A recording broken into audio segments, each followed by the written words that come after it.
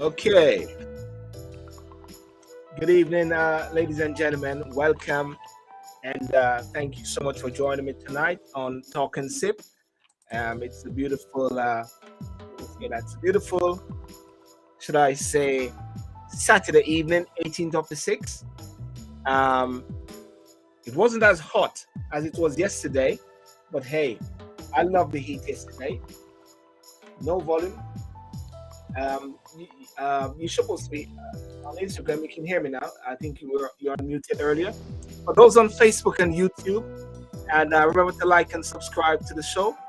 Those on Instagram, you're not going to be able to see the full show. You'll have to go onto the YouTube channel, which is at Sunburn TV. And those on Twitter as well, same difference. You can watch the show on Twitter. Instagram is the only one which doesn't give you a full segment of everyone. Yeah. And so I want to thank you so much for coming on tonight. O'Neill. What's going on, man? Hey, I'm good, man. How are you doing? I am doing good. Yeah. Let me see something here. Can you hear me clearly? I just want to make sure you can hear me clearly. Am I clear? Yeah. I like your background there. Where are you? It's always at a undisclosed location, man. Always undisclosed. You're not riding a bicycle or somewhere like that, are you? No, then I don't ride bicycle because 2 wheels you'll fall off. 2 wheels you'll fall off. Yeah. Are you trying to imply about the president or something like that? Well, I heard he had a spill, but I heard he's okay. He's okay. Okay. Well, listen. Thanks for coming on and for us get the show going. Ladies and gentlemen, I want to thank you so much for joining tonight on. Is the music too loud, Anil? Is it okay? That's good. Good. Yeah. I want to thank you so much for joining tonight on the show. It's going to be a very interesting show. The topic is going to be about the recent Diaspora Conference, which took place in Jamaica. And it's going to be reflections on the show. But before we go any further, I want to take this opportunity also to somehow give some sort of props to Victoria, to give some props to Victoria Mutual. And Victoria Mutual as rebranded, ladies and gentlemen. That's a sign for Victoria Mutual now, as totally rebranded Victoria Mutual Group. There it is, and that's a new logo there for me in the mutual. Well, this when is it? This Saturday, next week. It's next week. Yeah, next week. Let me see if I can find it. Next week, Friday, June the 24th, 2022, Lambeth Town Hall, Brixton Hill. There's going to be their town hall meeting with Courtney Campbell. Courtney Campbell, who is the chair, president of Victoria Mutual, is going to be having their normal show. And they're going to have Mr. Peter Reid, who is the CEO, Banking Service. And also you're going to have Mr. Rosworth Burchinson, and Mr. George Remican, the High Commissioner, will be also there as well. I've always been supportive of Victoria Mutual and the events that they have, and this is actually something for all the members in the UK. So what they're saying is calling all VMBS members, Jamaican Friends of Jamaica, to join us on location, Lambeth Town Hall, Friday, June the 24th at 6 p.m., Brixton Hill. Telephone 020773867799. Email Miss Donna Brown. There she is. I'll put more details up at the same time. But the interesting thing is that if you want to go, you can scan the register. You can go onto my page on Facebook, and you can also pick up that information as well and scan yourself in. So with Peter Reid, who's in charge of the Building Society operations, Rosworth Burchinson, VM Investment Limited, VM Wealth Management, Courtney Campbell, President and CEO, and Seth George Ramakan, who is the High Commissioner to the UK from Jamaica. And yes, so make sure you tune in for that, which is this Friday evening, ladies and gentlemen. And it's supposed to be a good event where, Anil, let me just bring you back in here. Isn't it interesting though that do you think people are actually now thinking about going back home and they're looking to see how they can set up themselves in light of how the world is happening with Ukraine, Russia? Where is a safe space in this world now? I think not only that, Silver Burn, I think the pandemic has had people sort of reflecting on where you call home. Mm, And I think, you have some amount of people that are returning back to the Caribbean, back to Europe. And the interesting thing, I talked to a lot of Jamaicans mm, here in the States, and when you ask them the question if they would move back to Jamaica, the yeah. answer is yeah, but. Yes, And there's but two things they cite as sort of, in terms of their decision making process. And one is the security, the crime issues in Jamaica. yeah, The second one is healthcare. Those are the two sort of bit. Even my own parents are thinking of going back. And my dad and I, we were having a conversation, and I said, "Would you go back to Jamaica?" He said, "Yes, I will get a property there, but I don't know if I'll go back there full time." mm, I think folks are reflecting on it, but I think they're going other places, but home to Jamaica. right. Other places. Yeah, Okay, that's interesting. Anyway, we're going to have some more discussion on this later. So, what are you drinking, sir? I'm drinking some wine, some wine here, just a little bit. Yeah. Well, What do you ladies and drink? gentlemen, well, I'm drinking some wine as well. It's a bottle of Merlot, but of course, I'm not. I always have my dash of wine. I'll call it a dash of wine, but I like to have my sparkling water at the same time. Yeah, I do that because today I did a 6 mile run, so I had to drink a whole ton of water. Yeah, I did some sort of walking this morning in the park, and it was just awesome. It was Yeah. really. But listen, the diaspora. What's your take on the diaspora and the movement? Because this is what the topic is going to be tonight, huh? Silver, you're gonna get me in trouble because you know my perspective on the diaspora for years. I have no idea what your take is on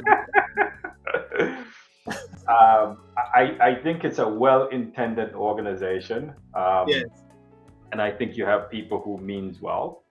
yes, I just question the execution at times and the motivations of some people in the organization. So I tend to, the folks who are doing great. Obviously, I don't really pay much attention to it. I know they had the conference last week, right? I think it was last week. yeah, 14th and the 16th to the 16th. Yeah. And I think it's good. There's a engagement with Jamaica from the diaspora, and engaging the governments there to sort of help them, right? So what I would love to see, because I remember there was a conference. I was supposed to go to that conference. I don't remember why I did not go, but it was the first one at the conference center in Montego Bay. Is that in 2004? That was a 2004 one, right? That's where I started it. That's where. Yeah, exactly. But I still don't know what came out of that. I know there's a big bit around voting, and my perspective on that. Yeah. There's a big bit about investing. So I'd love to see what came out of that, because I do believe there's a lot of Jamaicans who invest a lot, especially in real estate in Jamaica. I know I have quite a few friends out of New York who are building houses in Jamaica. Yes. So there's a lot of investment. The question becomes, other areas such as education, security, and justice. How do we help technology transformation? Those are some of the areas that I believe Jamaica needs help in. I saw a bit around the port. You remember the deep water port? I'm trying to remember, Silver, which administration had started the discussion around it. I saw something that says that they're relooking in Jamaica. They want Jamaica to become the #1 transshipment point in the Caribbean. And if that's the case, that open up a ton of opportunities for Jamaica. So I am going to reserve my critiques until I hear the gentleman. But for years I've been a big critic of the organization, just because I just think it's just too fragmented, and sometimes my experience, some of the folks are they're in it for other reasons. Well, let me bring in before I bring in any of the guests, official guys I'm coming, I bring in Marlon Barkley. He's always commenting all the while and he's showing his face. What do you think, Marlon? No, we're not hearing it. Let me take myself off the mute. Yeah. I'm so happy to be here. It's a privilege. Yeah. Look, I'm dancing with the big boys tonight. It's top shelf thing, from climbing the plantation. It's a Man, pity without Vita. Vita would have shocked you by touching the high level. Vita Crown Royal will work tonight. I said I'm dancing with the big boys. Can I share something? That rum, I can't drink that rum. That's the rum. There's two things that mash me up: Hennessy and that plantation rum. Yeah. I drink that I don't know why. That plantation rum just, I'll be found in some gutter somewhere. Well, listen. Let me just say hi to Michelle. And I have a little back up with the old Jamaican ginger. Let me just say, big boys, man. Vita can't talk tonight. Crown Royal have nothing on our plantation at all. Let's see if D or somebody can try to find Vita. Just big up Michelle, who is here. Peace Balance. Dion Green is saying that he's having Heineken as usual. Yeah, he's going Dutch. He's going Dutch. And Dion is here as well. I don't know what D is having. She's having Michelle. Welcome, Marlon, onto the show. But Marlon, what's your take on the diaspora? Well, you know what? O'Neill was just echoing what I'm saying, and what I'm thinking and what I thought over the years is a bag of talking, to be honest. Is it okay to be my Jamaican action, not a bag of mouth or something like that? Exactly. There's always a lot of talk, but I don't see any action plans at all. Do we have anything such as a 5-year forward plan in each time? How respected are we by even the government, any of the governments that are in house in Jamaica? Can we cut through some of the red tapes, especially for those who are in the UK, in the US, in Canada, to get some of these assistance that O'Neill that was referring to in Jamaica?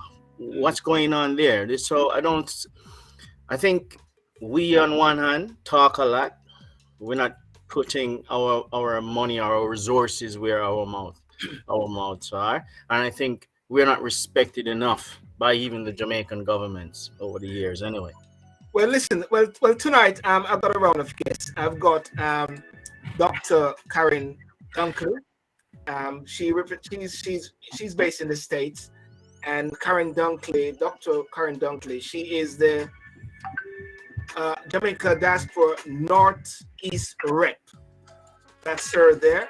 So she's gonna come on later. I also got Miss Deborah Hickling Gordon. But Miss Hickling Gordon, she actually was a presenter. She's a doctor and she's a lecturer at the University of the West Indies. She did a presentation there in regards to cultural. So she's gonna come on tonight. And of course, our regular contributor, Kevin Brown. Kevin Brown is coming on tonight as well. He's going to break it down. He's a UK North representative and team lead, partnership working Global Jamaica Diaspora Council. So there are questions that they will be able to answer off tonight. I get Neville Ying as well to sort of set the stage, but he can't make it. He was one of the facilitators. But the conference is called Igniting the Nation for Greatness. That's the topic of the conference this year. Igniting our nation for greatness, and that's the logo. Jamaica 60th, everything linking to that. Igniting nation for greatness, and there's 3 cover areas which they covered: the context for the conference, the purpose of the conference, highlight of the conference, and it talks about diaspora engagement in a digitalized world, transformation of education, transformation of health and wellness, transformation of the orange economy, cultural and creative industries, diaspora business and investment forums. There are talks about the mention about needs and ideas as well. So there are lots of different factors, but I don't know much. So I'm going to bring in Kevin at some point to come in there as well. So without further ado, let me just bring in Kevin, and we just go with it. So Kevin is, sorry, Ani, you're going to say something. Go ahead as you bring in Kevin. Van Jones said something yesterday, which is applicable to this conversation. Good evening, Kevin. How are you doing, sir? Hey, Kevin. Hi, good evening. Good evening, gentlemen. Good to be with you all. Awesome. Good evening, Doctor. But you need to display what you have now. Is it a bottle of water or what? I've got a small glass of water. Yes. I have to make sure I have sober thoughts to respond to some of O'Neill's statements earlier. So I want to tell you, some of the most constructive and articulate conversations that can be had. You can find them in any of the bars in Jamaica. I'm telling you. So absolutely. I think, and there are several. There are many bars. Yeah. I don't think in December last year. Sorry. Go on. No, go ahead. Ani wanted to say something, and then we can carry on. Kevin, go ahead, Ani. No, let me ask a question. Do you go by Dr. Brown or Kevin is fine? Kevin is fine. Kevin, I mean, we are friends here. Don't call him Kevin is fine. Let's call him Kevin is fine. Kevin is fine. Kevin is fine. No, I was saying Van Jones said something yesterday, I think, which is applicable to this conversation. Was he crying when he was doing it? No, he wasn't crying this time. And what Van Jones and I'm paraphrasing, he said there's a lot of folks who talk at this level, and there's a lot of folks at the bottom, there's the middle. And sometimes the folks at the top is a small percentage, and they're not addressing the issue of the folks at the bottom, right? So we call them the elites, as they say. They talk over each other, they have this point of view, but they're not addressing the things on the ground. And I think that's the thing for me over the years, right? We have to address the problems on the ground. It's great engaging the government, which is important, but the transformation is going to be done at the ground level. And that's one of the reasons, for example, when I migrated here over 30 years ago in the US, engaging the diaspora, my experience was not good. So I pulled myself out of it because, in my opinion, there were some people that were in it for different reasons. So I actually do my impact on the ground in Jamaica through different organizations and working with folks who are doing things on the ground. And I love the areas that Silburn talked about, but hopefully I didn't see the one around governance, security is an important component because before you came on, Kevin, I was saying to Silburn, my parents are about to get retired, and they're talking about places to go. And one of the number one reasons that they won't go back to Jamaica is security, and the second is healthcare. Right? I know you address healthcare in sort of the preamble. So I think my skepticism of diaspora over the years is that, to the gentleman here, is that there's a lot of talk, there's a lot of posturing, and there's a lot of focus on areas that do not impact the Jamaican people in a meaningful way. Okay, well, let's say hi to Dr. Deborah Hickling Gordon. How are you doing? Hi, how are you doing? I'm well, thank you. And you're the only one on the rock now. Actually, you're the only one on the rock in this conversation. Oh, and it seems to be I'm the only one of the female gender as well. Good day, gentlemen. Yeah. How you doing? Well, we're expecting Karren to come in and support you.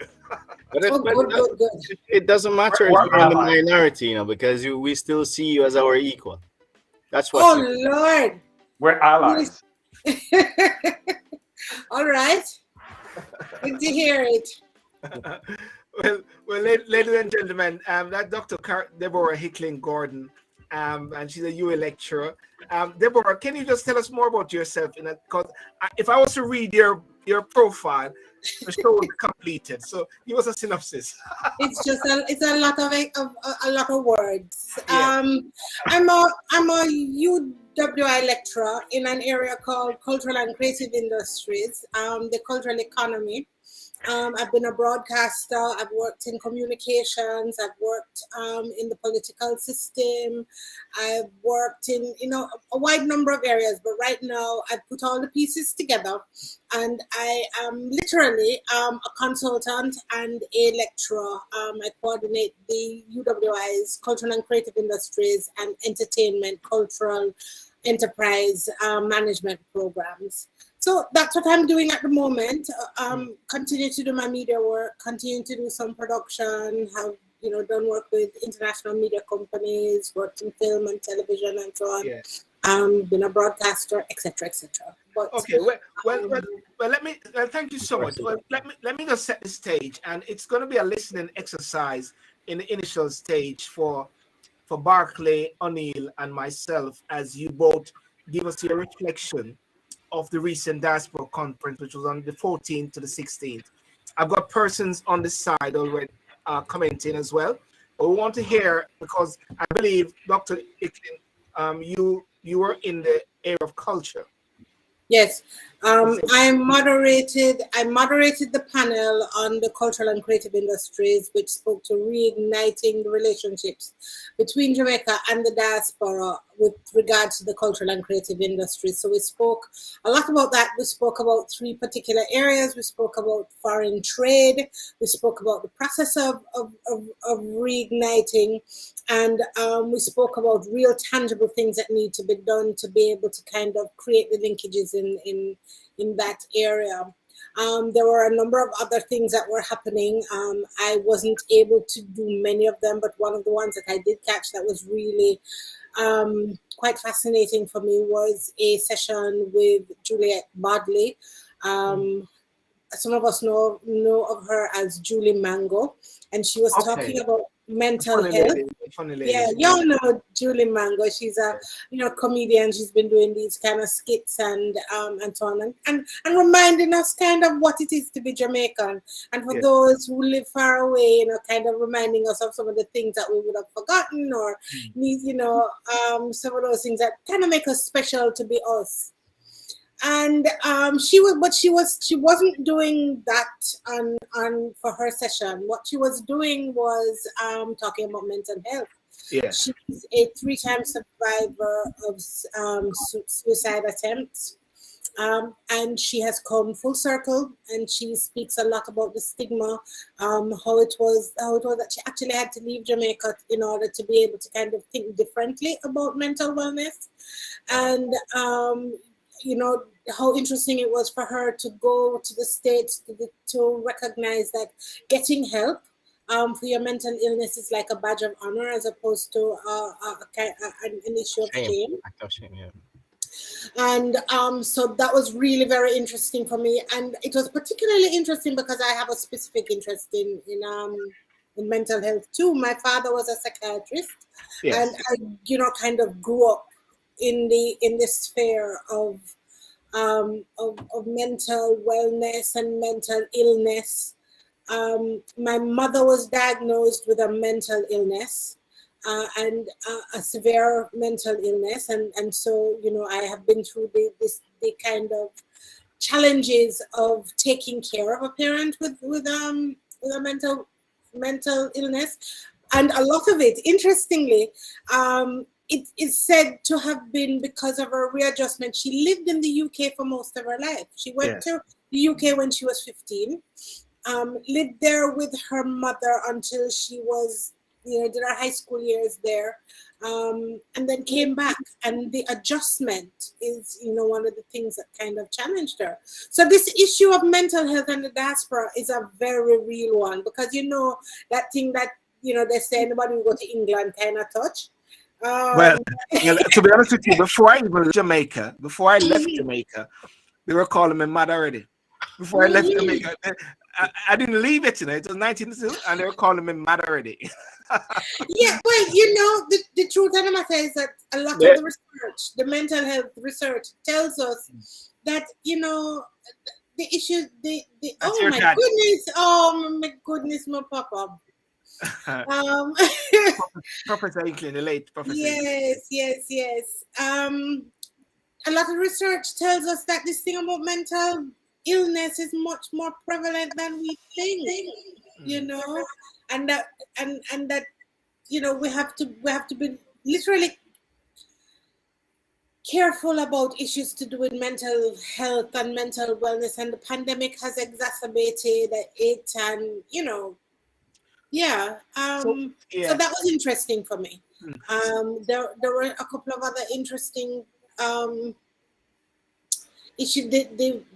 The governor of the Bank of Jamaica was another, you know, but for me, I think one of the highlights of the conference, stop me whenever you want to, was the actual staging of it. I think the company that did it is a company called Caribbean Events Group that worked with the ministry to coordinate the elements.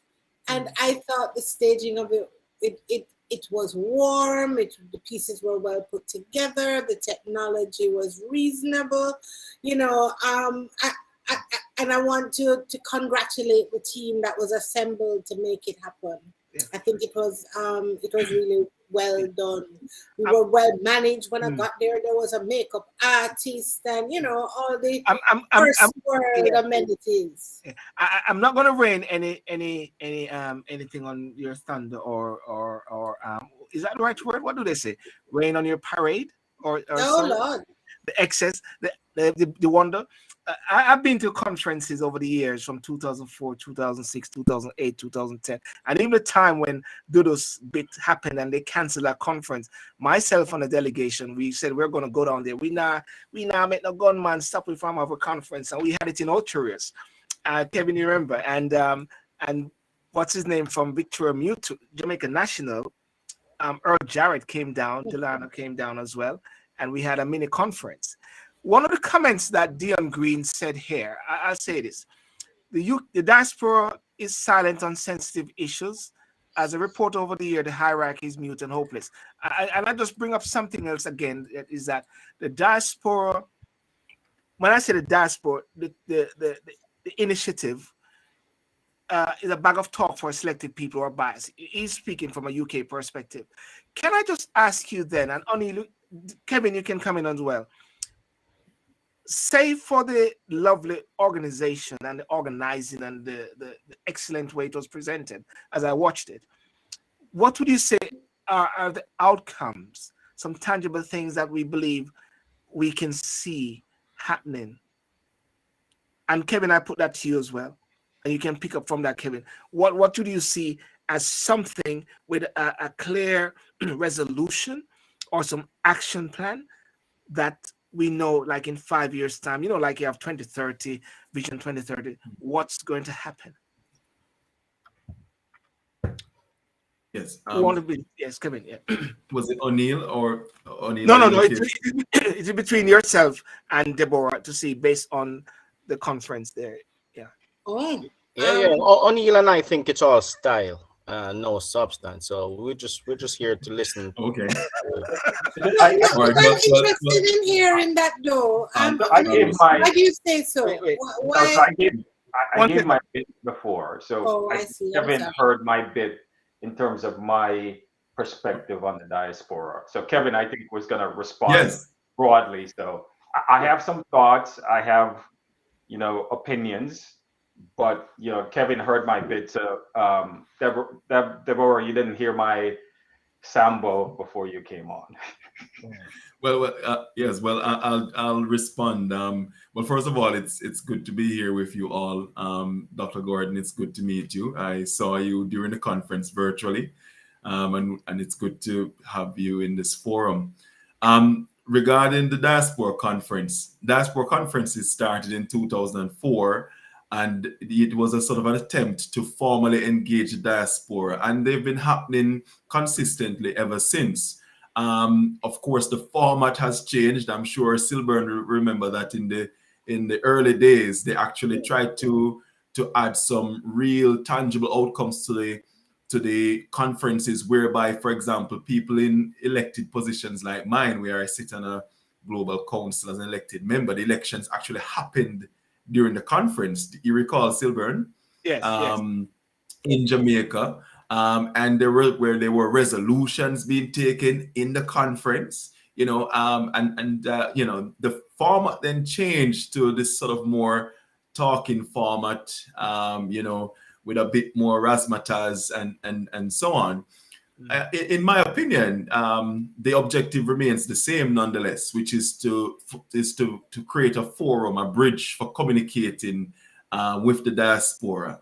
And I think what we want to see now from this conference, as with all the other conferences, is one, a conference report outlining the tangible outcomes, and also an action plan to say, okay, from all the salient points and key outcomes, this is how we're going to take them forward and bring them to life in the coming months and years. And I think if we do that in short order after this conference, then it will give people more confidence that things are happening. Now, regarding the overall conference, first of all, I'd like to just congratulate everyone involved in, you know, making it happen, because I was involved behind the scenes, and I can tell you it was a lot of work trying to arrange a conference, deciding whether we're going to have it in person or virtual because of COVID-19, and just not knowing what the protocols would be in June, you know, because protocols were changing all the time across the globe. So there were a lot of decisions to be taken, and in the end, we decided to have a hybrid conference with a limited number of people in person, and then, of course, as many as we could get to join online. And I think in many ways that was successful. And as Dr. Gordon said, you know, technically we pulled it off. There were very little or any technical hitches that I observed, you know, and all the plenary sessions went to plan. Perhaps you could argue that there could be more time for audience engagement, right? And that's something that we spoke about before the conference. And, you know, I think we didn't quite get that right in each session. But nonetheless, you know, we tried to make it an interactive and engaging forum. And in the key topics that were discussed, such as the digital transformation of Jamaica, is a very important development that has to happen, because we're entering the fourth industrial revolution. That's the way the globe is going, and Jamaica is playing catch up. And so, you know, Minister Floyd Green outlined his vision as the minister responsible for the national ID system, but also digital transformation. I participated in that plenary session. I spoke about the work I've been doing with the partnerships working group that I lead on the Global Jamaican Diaspora Council. And we have a flagship project around developing a digital online platform for the diaspora, dedicated to diaspora requirements and needs. And that is something that we are in the process of bringing on stream. And I spoke about where we've got to with that project. And there are other areas that were discussed, and I'll just quickly run through them. Stick a pin right there. Stick a pin right there, Kevin. I just need to welcome Dr. Karren Dunkley. Hi, Doctor. How are you doing? Okay, you're I'm muted. doing really well. Thank you so very much for having me. Awesome. Thank you. They say save the best for last, if that's the right word. Thank you. I hope you're able to hear me now. Yes. Great. Thank you. And before I formally introduce you properly, I just want to acknowledge you. Kevin, if you just finish your point. Yes, I'll be very quick, but welcome, Dr. Dunkley, my very good friend. So it's good to see you as well. Yeah, I was just sort of just going through what I thought were some of the more salient points from the conference. We had a plenary session on education, and that was moderated by Dr. Dunkley, so I'm sure she will speak about that. But but if we look at what was discussed, for example, on the health, and I know O'Neill shared some views on health in terms of members of the diaspora who would like to return home, seeing health as a key factor in the decision. You know, am I going to receive good health in Jamaica? What I took away from the conversation, the conference, is that despite all the grand plans and visions that the government may have, what we are facing is a resource challenge. We are training nurses and doctors, and we're as quickly as we can train them, they migrate. They become part of the diaspora. And the challenge is not so much even salary, but as was discussed in the conference, it was a working environment and Quality having of life. equipment and facilities. Sorry, Dr. Gordon. Quality of life. Absolutely, absolutely. So so making the hospitals and wherever they may work engaging and friendly, and also just having all the equipment you need. So it wasn't just about salary, because oftentimes when we talk about nurses and physicians leaving, everyone thinks it's the poor pay. But during the conference, we learned no, that wasn't the only factor. The other issue is that there's a big pull from Western countries, America, and what we're finding is that we're also losing very experienced professionals. We also don't have enough trainers to train the nurses, train the physicians, and it is only through the conference that I was learning some of these key factors that affect our healthcare system. Yeah. And this is something that needs to be challenged, and I'm sure we'll probably discuss it throughout this session. But the point, Silbert, is that Jamaica has a crisis evolving around human resource in healthcare. And we need to tackle it. Other countries like the Philippines know that they're going to lose their healthcare professionals, so they overtrain. Is that what's required in Jamaica? And does Jamaica have the capacity to overtrain? So these are all key questions. We've been talking about that for a long time, training health professionals for export.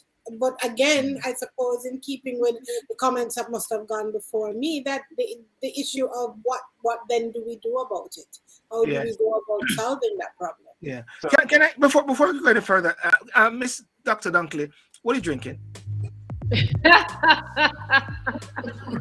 I'm having some good St. Catherine's Jamaican water.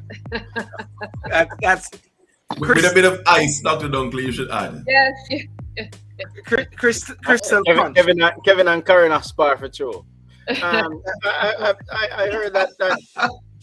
I heard your point, Kevin, but I'm just thinking that. No. Before we go there, sorry, I just wanted to pick up something. Yeah. Dr. Karren Dunkley, she's a Diaspora Northeast rep. Can you just sort of elaborate a bit on your position, Dr. Dunkley? Certainly, and thank you so much again. It's great being here, and it's wonderful, even better because I'm still in Jamaica, coming out of the Diaspora Conference 2022 this week. My role is absolutely similar to Dr. Brown, where I have the privilege to serve as the Global Jamaica Diaspora Northeast Rep. We have 14 states. Our 14 states are comprised of the New England states, New Hampshire, Vermont, Maine, Massachusetts, Connecticut, Rhode Island, New Jersey, New York, Pennsylvania, Delaware, and then we have what I call the early South, Virginia, West Virginia, Maryland, Washington, D.C. And our role is to engage with the government. It's a primarily policy area around the Sustainable Development Goals. In the Jamaica Diaspora Northeast, we have what is known as a think tank, and we focus on the strategic goals for health and wellness, education, economic development, and empowerment. We also have our faith-based initiative, as well as our crime and citizen security and youth empowerment. Thank you very much for that. And what came out so far, and what we're talking about, is the overview so far. Dr. Hickling Gordon sort of shed a bit of what she did. Kevin was giving his overview. Some of the preliminary discussions we had before you came in from O'Neill, Barkley, and a couple other persons have a sort of the diaspora nice events, great, but somehow the sustenance of the outcomes are not followed up. And myself as being one was being involved from 2004, and I've seen areas where it has slipped. But I never like to cry over spilt milk. And there's always new days and new horizons and new women taking over, right, O'Neill and Barkley? Women taking over, making things happen. I mean, there's so many states that you're in charge of. Might as well America might need a president soon. No disrespect. Take over, but women are joining the conversation and they're having their seat at the table, quite rightly. I wouldn't say it's not an invasion. It's a partnership. Yeah. There's one. No, go ahead, Barkley. So Bernie, better ask a diaspora question and get out of it. Yeah. No, so I think there's one bit to consider. I think we gloss over it and we go to all the other areas. Security is the number one reason. a lot of my friends, I have a really good friend who's our emergency room doctor in Florida. He just came up from Jamaica. His number one issue was security. Mm-hmm. And we've been talking about that for 30 years, right? That in order for you to attract talent back into Jamaica, you have to fix the security. In order for you to get folks to stay, you have to provide sustainable jobs, right? In order for you to do healthcare, you have to adopt technology, right? But within all of that sphere, if you do not fix the security issue, all the other issues are non-issues, right? Mm-hmm. So I think the focus, we've been pushing that for years, is the security piece. If you take, for example, Nigeria, there's a lot of Nigerians, Americans, that are going back to Nigeria. Nigeria is becoming a technology hub, and a lot of that is because of returning Nigerian residents, right? They have security challenges just like we do, but I think because we're such a small country, right? Smaller country, I should say. We look up with Talo, as they say.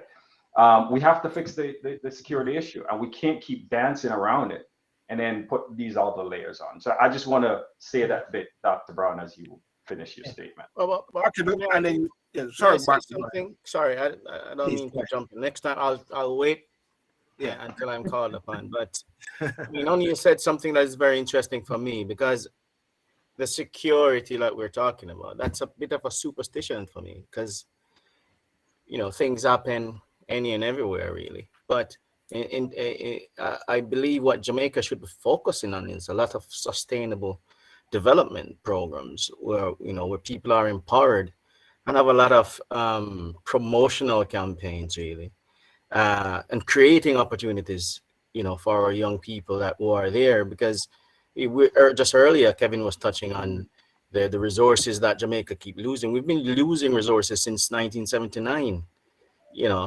Brain drain's been happening now for a very long time, and why is not being tackled so many decades down the road?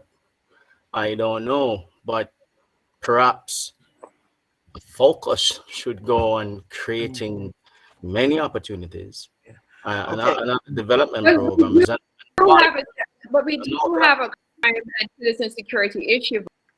I think we have to recognize. Yeah, we can't. I think it's more.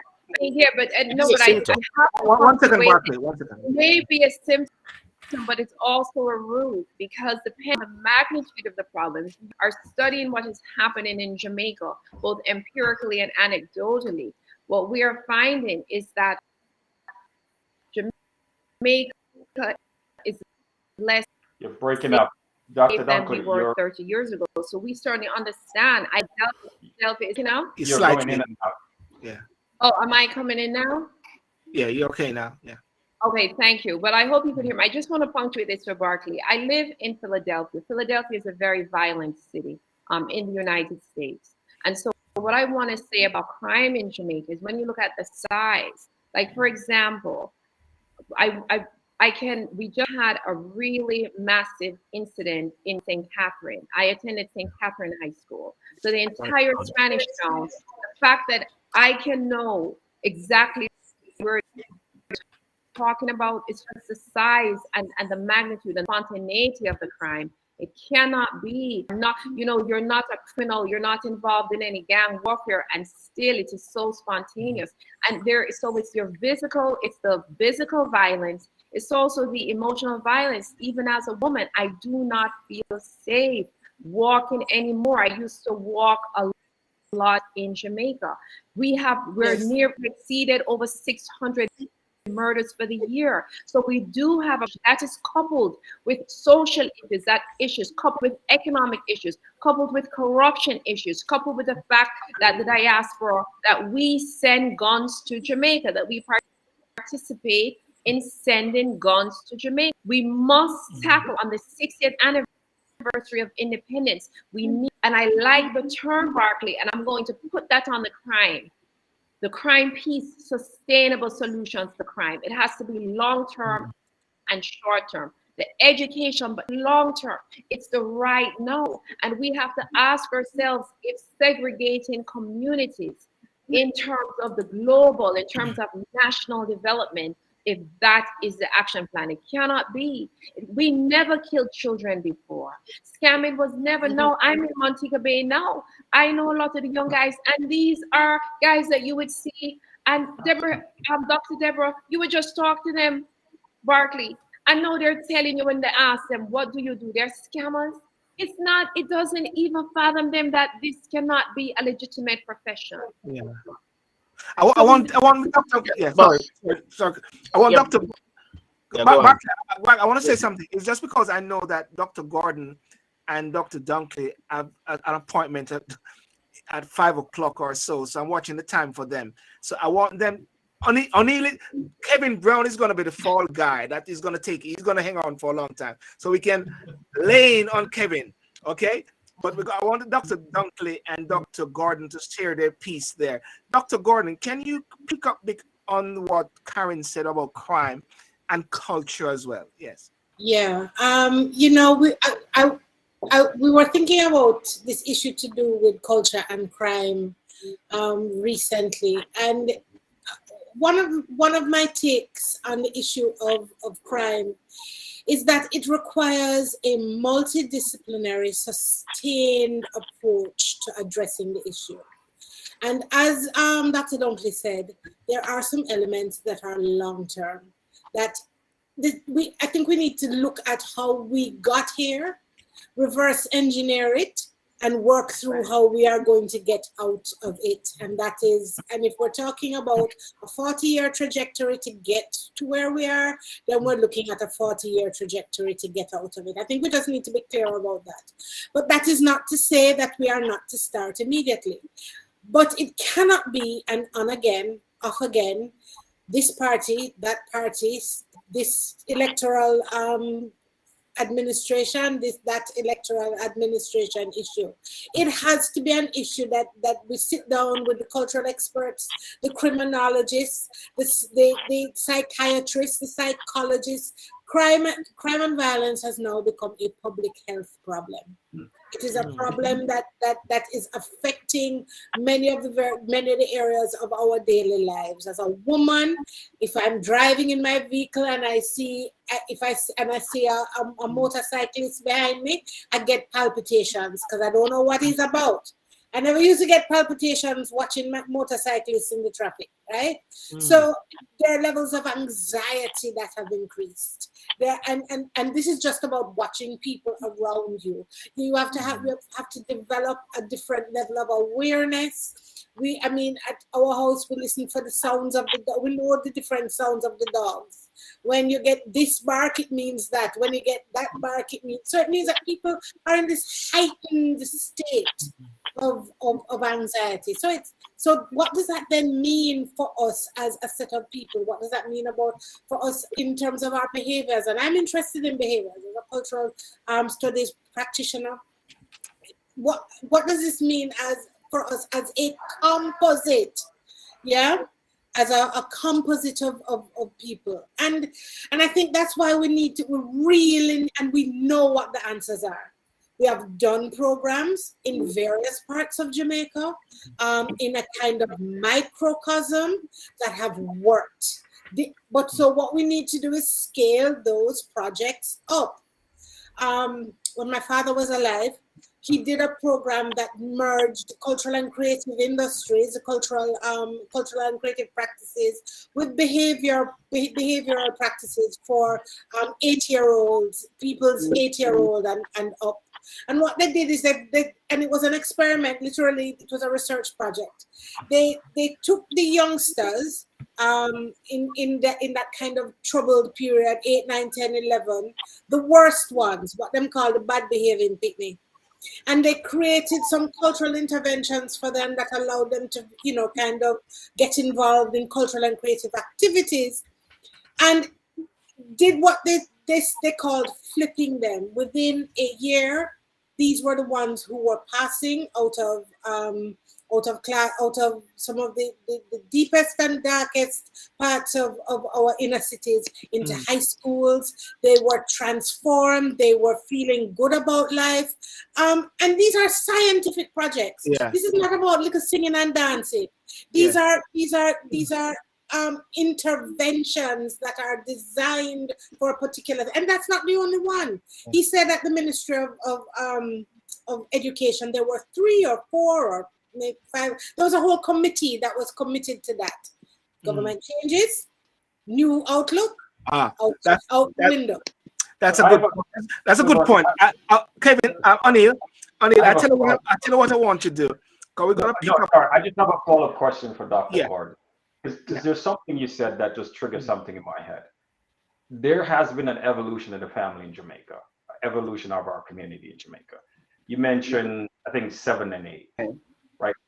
What is the role of the family, right? Because when I grew up in Jamaica, obviously I migrated years ago, the community took care of me, right? It took a village, right? And as I visit, I'm coming to Jamaica on Friday, there's a total different change. There and the are nature of the family. The family. There are, when I go into the community, I see more teenage pregnancy than I've seen in years. Yeah, in the and there's visit, a great deal of incest as well, and a lot of teenage sexuality, and there. Yes. My question is, how does that factor into the solution? Because I think there's a family element that needs to be addressed. Because I don't believe you could wait until they're 8, 9 years old to start intervention programs. Right. Well, I think there's a. Oh, is it me or Dr. Dunkley? No, I was just doing a follow-up bit. So between both. Dr. Gordon, if you can answer that, and then I'm going to go up to Dr. Dunkley to give her overview of the conference and the panel that she chaired. So, Dr. Gordon. The issues of the family. So I'm not saying that we need to just work with the 8-year-olds. I'm saying, what I'm saying is that there needs to be this systematic program that is designed to meet all levels of society. I see a comment coming in about stress and depression, and a lot of that has to do with the issues of the family. There are many parents who are doing the very best that they can just to kind of make it from today till tomorrow, and then from the tomorrow till the next day, and then to the next day, and literally, and you see, we talk too about those people who are at the margins of society. We're not talking about that anymore. We're talking about people who are living in the middle class, who have had a salary, who have seen their light bill jump from 40,000 to 60,000, and that 20,000 was their supper money, their supermarket money. So they now have to decide on the light bill or the supermarket. These are real things that are happening in Jamaica at the moment. So the levels of stress are affecting the family as a core unit. So that's another very important thing that we need to be looking at.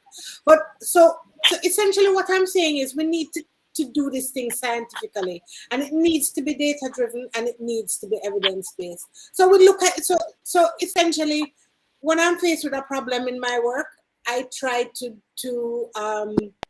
disaggregate the pieces, and I try to say, okay, so if we need to solve that problem, what do we need to do? And very often in cultures, there are, well, not very often, always in cultures, there are different segments of our cultures that need different types of treatment. So we need to now address each segment, design programs that are going to treat each segment in the way that will best impact them. So there needs to be a parenting program, there needs to be a program for education, but the elements need to intersect. Right now, we're trying to do things in silos. So the people in crime and violence don't know what the people in education are doing. The people in education don't know what the scientists are, science and technology people are doing, and the culture people are completely left out of it because they don't see culture as a central undergirding part of the process. But most of what you said earlier and discussed earlier is really cultural, especially all of it. I was saying that to someone the other day. I'm sorry. This is the final point I was saying that to someone the other day. That listen, you see, if we don't get the cultural part of it right, none of it none of the rest of it can work. I see a part. I see a I part. agree with the multidisciplinary approach, but interestingly, what I'm trying to establish here, staying on of course on course with the topic, is how this ties in back to the diaspora. Okay, Because that's where Dr. we have an Dunkley's instrumental and a key word, and we have great potential, but at the moment, as O'Neill and I said earlier, it's just always been one bag of talk. I see no forward planning, and I haven't seen any outcomes from any action plan. So how does this ties right back into the diaspora? Because that's where I want my contribution to be. I mean, I'm big on health and health promotion and well-being and all these things. I'm a bit of a health consultant and all kind of things in the UK here. What can I do? Where can I go with this? How can these kind of contribution be of help to my country where me born and grow and all these things? Okay, that's where I want things to go. Okay, good. Let me bring in Dr. Dunkley. Dr. Dunkley, you have heard some of the comments there. You have heard the discussion. You have shared bits of the conference. Can you give us your overview of the conference, and most importantly, what Barclay says? What can the diaspora do? I mean, Jamaicans in the diaspora do. I think that the conference certainly tackled the critical issues that remain, that are constant to Jamaica's development, especially in contextualized feedback. You sort of going in and you're going in and out. That we're now 60 years old, and I think that you're breaking up there. Are you using flow or digital?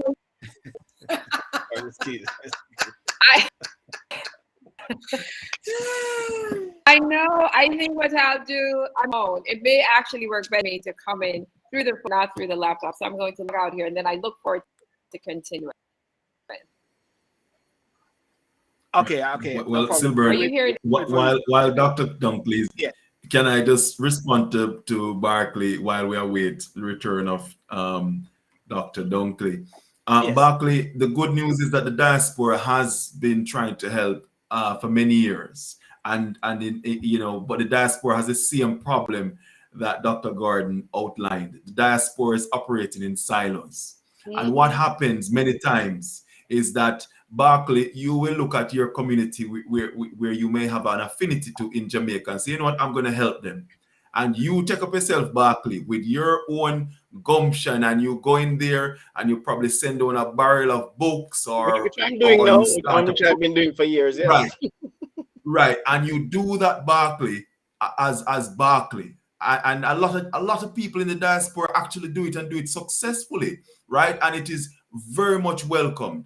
But like Dr. Gordon said, it's not joined up, and maybe that's where sometimes it could be more effective. The other thing as well, Barclay, is that some of us do these social interventions without even telling the government. So the government has no idea that, Barclay is down some community doing some really, really good work as well. So there is a challenge there for the government. When government talks about diaspora engagement, I think at the moment it's rhetorical. They really haven't started to engage the diaspora in an effective and meaningful way, because if it was so, then the diaspora would be at the heart of everything that the government does. And they would really... From 2004? Exactly. That's what... I need to add something because I've heard this thing over and over again. Diaspora being at the heart of everything that government does. Tell me, I want you to tell me practically, describe for me what you mean by the diaspora. So let me play devil's advocate here, and I know that all of you are diaspora people, so No, I'm Jamaican. I'm not diaspora. When the gunshot them come, O'Neill, and I want to touch on O'Neill's issues with the institution of diaspora because they're separate things. But go ahead, Dr. Gordon. I just want to ask a question. As a member of the diaspora, your families before you or yourselves made a decision that you're going to leave Jamaica and you're going to live in particular places. You have done variably well, some people better than others, some people done very well, and you now want to give back. You are interested in giving back, but you want to be able to enjoy the benefits of where you now live. And then you're also saying that you want to be able to be at the center of things that government, of the matters of government and governance of Jamaica. And we don't see that there's any dissonance in that discussion. I'm interested in just hearing what that means. I can. Yeah, man. I get this all the time, by the way, Dr. Gordon. I get this all the time because Deborah, it's fine. I think there's a problem. Deborah, it's fine. There's a challenge here with how Jamaicans perceive the diaspora, and we need to deal with it. Jamaicans overseas, in my opinion, are Jamaicans, and their patriotism and desire to see a better Jamaica is no less than a Jamaican living on the rock. It just happens that they live overseas. That's the first thing. Secondly, Deborah, the diaspora has proven for decades that they want to see a better diaspora, a better Jamaica. They have put and continue to put $2.4 billion into the Jamaican economy. Agreed. And during COVID, it even increased. So the diaspora is not just talking, the diaspora is doing. The diaspora invest in Jamaica, their own business in Jamaica. They are doing a lot, right? And when we say we want the diaspora to be at the heart of government, let me be very clear because I know where you're coming from with this. Within the diaspora, Deborah, there are many experts, specialists, and experienced professionals. In other words, Jamaica has a lot of human capital, a lot. And when we talk about, well, how do we build capacity in Jamaica? Whether it is crime, education, economics, how do we build capacity? Where do we get the resource? Well, the resource is there in the diaspora, right? And what some countries do in putting the diaspora at the heart of government policy is that every time the government has a vision, it says, okay, let us bring the diaspora in to participate and be at the table, not to take over, not to control, but to participate and to share their ideas. Just give you an example from the conference, Deborah. Kevin? Jackie Wright, hang on, let me just finish the Jackie Wright, Vice President for Microsoft, right? We are now all celebrating our success. But actually, if we had the diaspora at the heart of everything government does, Jackie Wright would have been at the center of the government's digital transformation, insofar as not telling the government what to do, but having a space at the table to share her ideas as well. It is only now during the conference we're hearing that, we're going to put Jackie Wright on a think tank. That should have been done years ago. Okay. And diaspora members should be on national boards. Diaspora members should be on governor boards for schools. We are not saying that the diaspora will come and take over. The diaspora just wants to share and participate. Kevin, no. I have to stop because Karren, how long you got to say? I know you got to go. Karren, stay with us. I know. Sorry, Come on. Yes, no, I can't. No, I'm so good. I know, right? Yes, I just want to say quickly, and Silburn, I really wanted to debrief in a deeper way. However, so we see that experiencing connectivity and bandwidth is another of the issues that we need to work on, right? And so when we talk about especially the pandemic, because this is very unusual, and this is the new normal, is being able to connect, because we are now a borderless diaspora. So having access to reliable internet as best possible, because we know in severe instances of weather or inclement, whatever. However, let me say this. I think there's a conversation taking place around diaspora engagement and the extent to which we should vote or not vote, sit on national boards, and have, I don't know if the independent senator representation came up. We have to change the system of engagement. By that I mean, if you listen to much of the conversation regarding how diaspora members can contribute, ultimately, inevitably, it comes back to what we can give in terms of the financial resources, right? So we give of our time, talent, and treasure. What we're not asked to give of in a substantive way, and I think, Dr. Brown, was discussing this quite passionately, certainly would be our intellectual capital and the ability to help inform processes in a true, authentic way at the beginning, right? So they say, if you can't invite me to the dinner if you didn't invite me to breakfast, right? Yeah. And if it gone by the morning, can't come good at evening. So we really need to set the table right. The reason this is critical is if we change the system, so it's not dependent on a Karren Dunkley or a Kevin Brown or O'Neill or Barkley or Stillborn, right? If we change the system where we can access the best thinking from outside of Jamaica at no cost, by the way. We give this because we're committed to Jamaica. And I have seen Jamaica pay other individuals. I have had in education, people tell me they're going to Jamaica to work on projects and what they charge, and they are not respected. They come back to me to give them the information to take to that they are paid for from my country. And meanwhile, and this is not unique. So I say that to say that we have to find, we need a new thing. And not to get too biblical, but there's a scripture in the Bible that says we need God to do a new thing. And we need to do a new thing in the diaspora. And that new thing has to be at every point, especially now, as we're on the cusp, we should be talking about becoming a true independent nation. We're still a proxy of Britain with archaic laws. So even for members in the United States to run for office, they cannot run. But meanwhile, as long as you're a member of the Commonwealth, whatever wealth that means, right? Because we don't have any wealth to show from being in the Commonwealth. However, you can run for office. So we're going back to a privy council. We're not having confidence in the Caribbean Court of Justice because of corruption issues. And even those who are learned among us and our Garveyites are saying, no, we still need Massa to overlook our judicial system because we don't have confidence. So not to conflate the issues, but the conference tackled the issues, some of them, but the conference did not. So what I think we spoke about was clearly education. Somebody say you need to join the UIC. What is the UIC? I've been seeing it. Deborah, if you're asking what is the UIC and you're in Jamaica, then the UIC really needs to look at its marketing. I do want, because Joseph and I were in the same cohort in school. He was a little bit ahead of me, but we served on the National Student Council together. So I just want to, it's the United Independent Congress, and it's founded by by Joseph Patterson, and you know, that's my former cohort, not the same high school, but the same year. So I just want to say what it is. But at the end of the day, we tackled some issues. What we needed to add, and we know we couldn't speak about everything, is this notion of independence truly, and what that means to us in a deep way.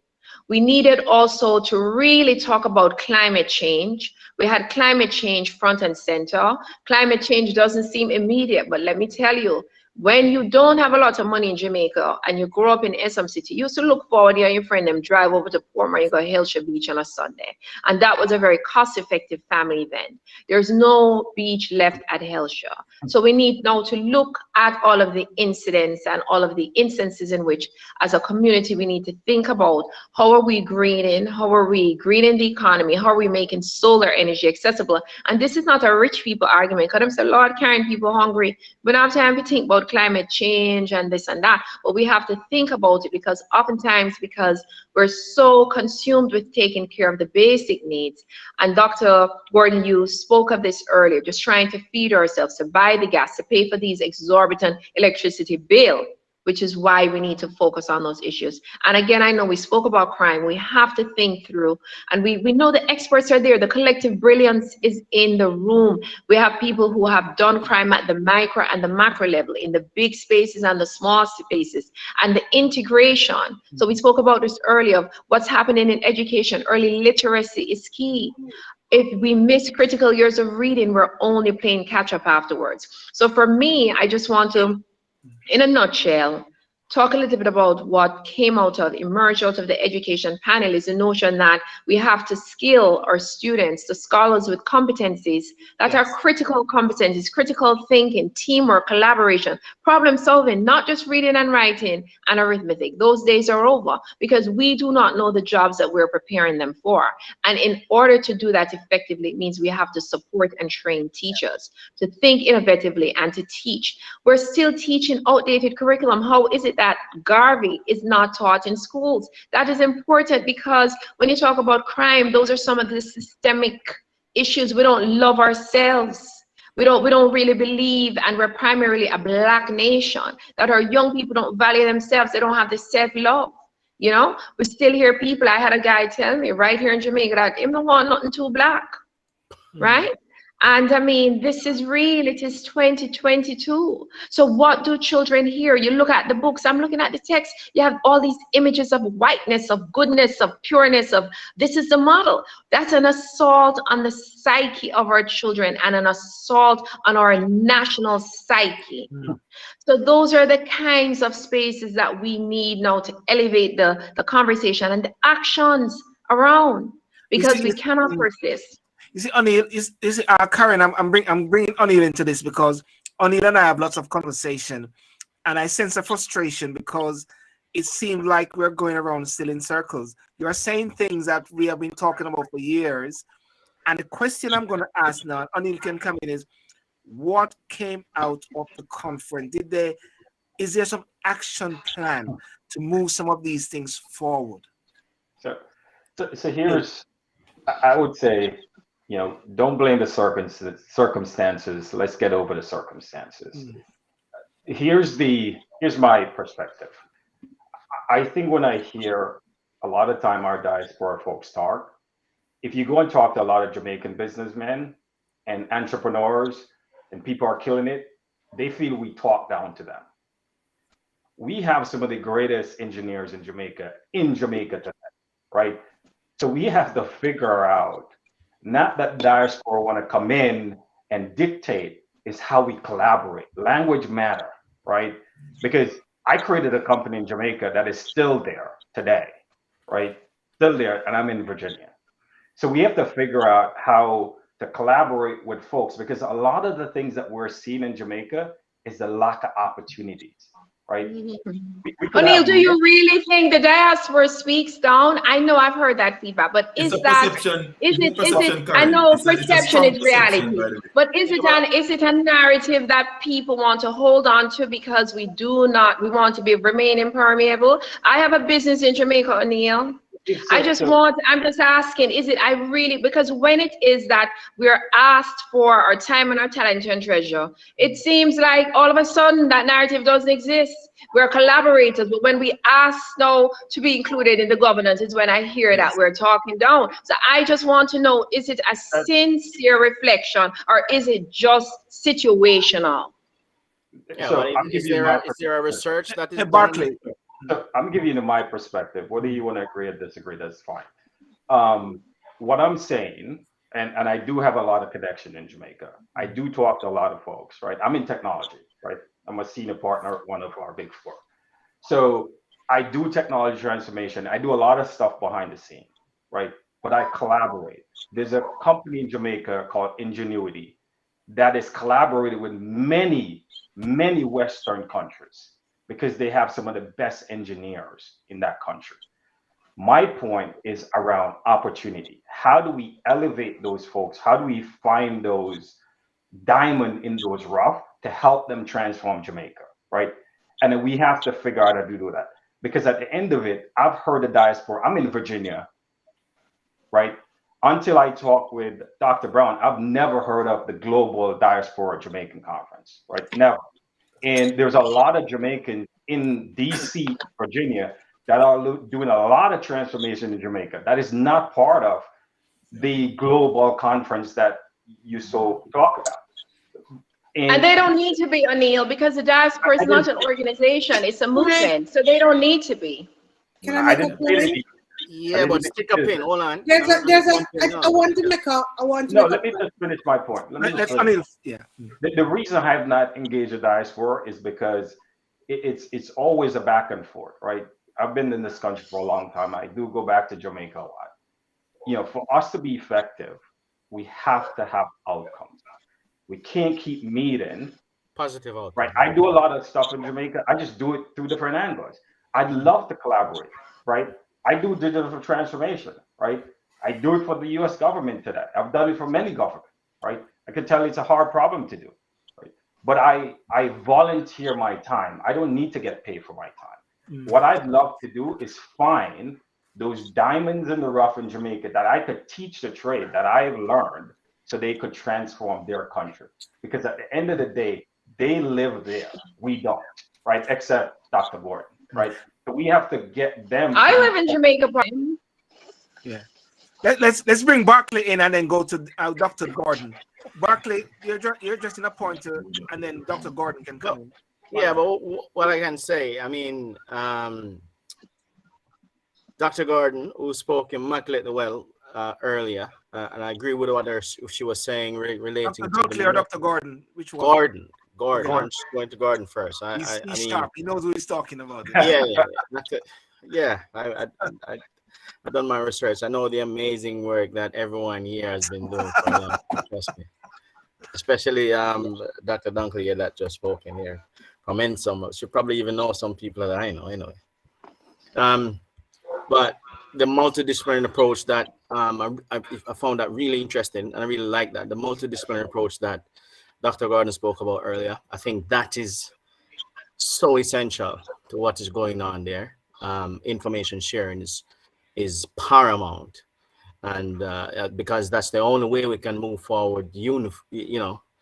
That's the only way we can move forward with one direction. If there's a multidisciplinary approach that is happening there, but it goes back to what I am saying, that we can talk a lot, and we cannot deal with the diaspora, as what Dr. Dunkley said, as a movement.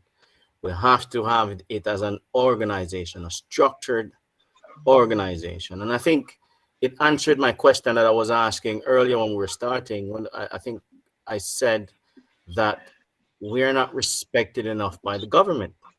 Because if the government valued the diaspora, they would have handed us a seat at the table without even we requesting one. In voting rights, Senate? Precisely. They would. There's absolutely no, we're not valued. Okay. Well, Dr. Dunkley said it earlier. Look at the amazing, she's been working in education for what, over 25 years, contributing books, textbooks, so many things in education and culture and empowerment. What invite have you had, Dr. Dunkley? You said you have to give information to someone who's been paid to go and do something in Jamaica. So that tells me that the government of Jamaica, whichever one that is, do not value the diaspora. So it is. Someone said earlier, I believe it was Kevin Brown, before I go to Dr. Gordon, they will collaborate, and they say we collaborate, but when you're ready to do some actions, the wheel falls off. Right, Kevin? The wheels fall off. Well, I don't want to intervene because I know Dr. Gordon is waiting patiently. So, but yes, Gordon, essentially, the collaboration, it doesn't happen as smoothly as we'd like it to happen. I think my observation is that Jamaicans have a very interesting perception and attitude towards the diaspora. Jamaica is willing to take our money, no problem. And in fact, during the conference, they kept thanking us for remittances, which anyway. But when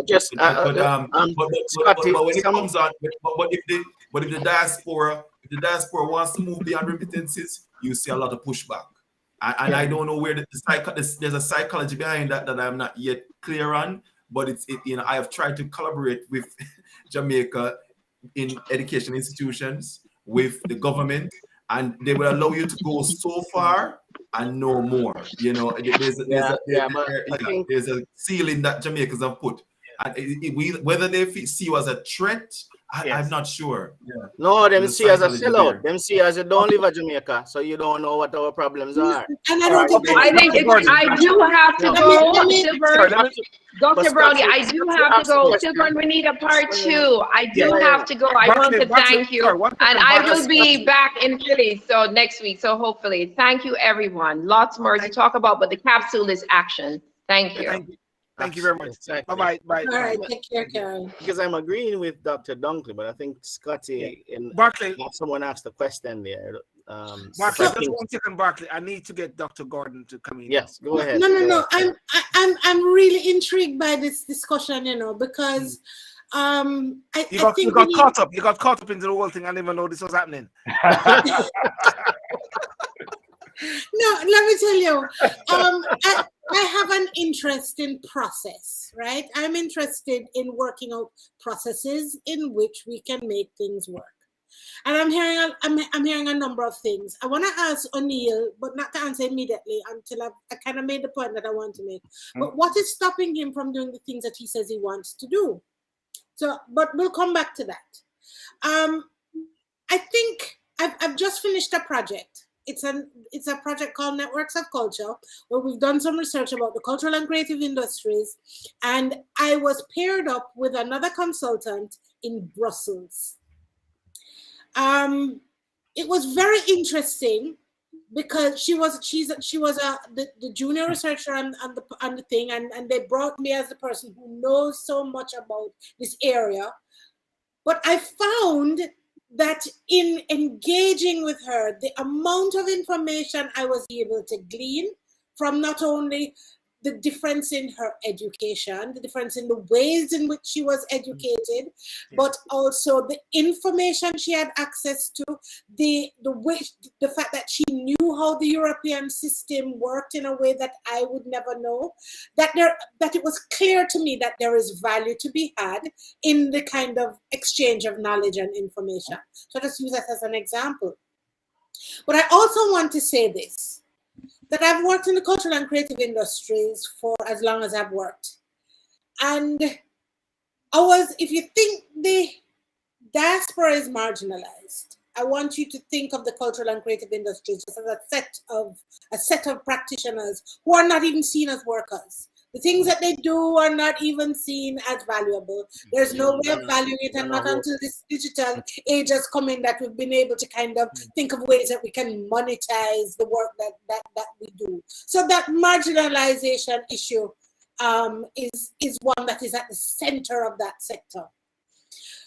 And when I put the two pieces together and I think of how the cultural and creative sector has dealt with it, is they've literally said, well, you see this thing that we call the informal sector, that's where we're working.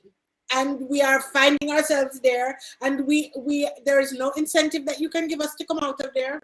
We're good, right?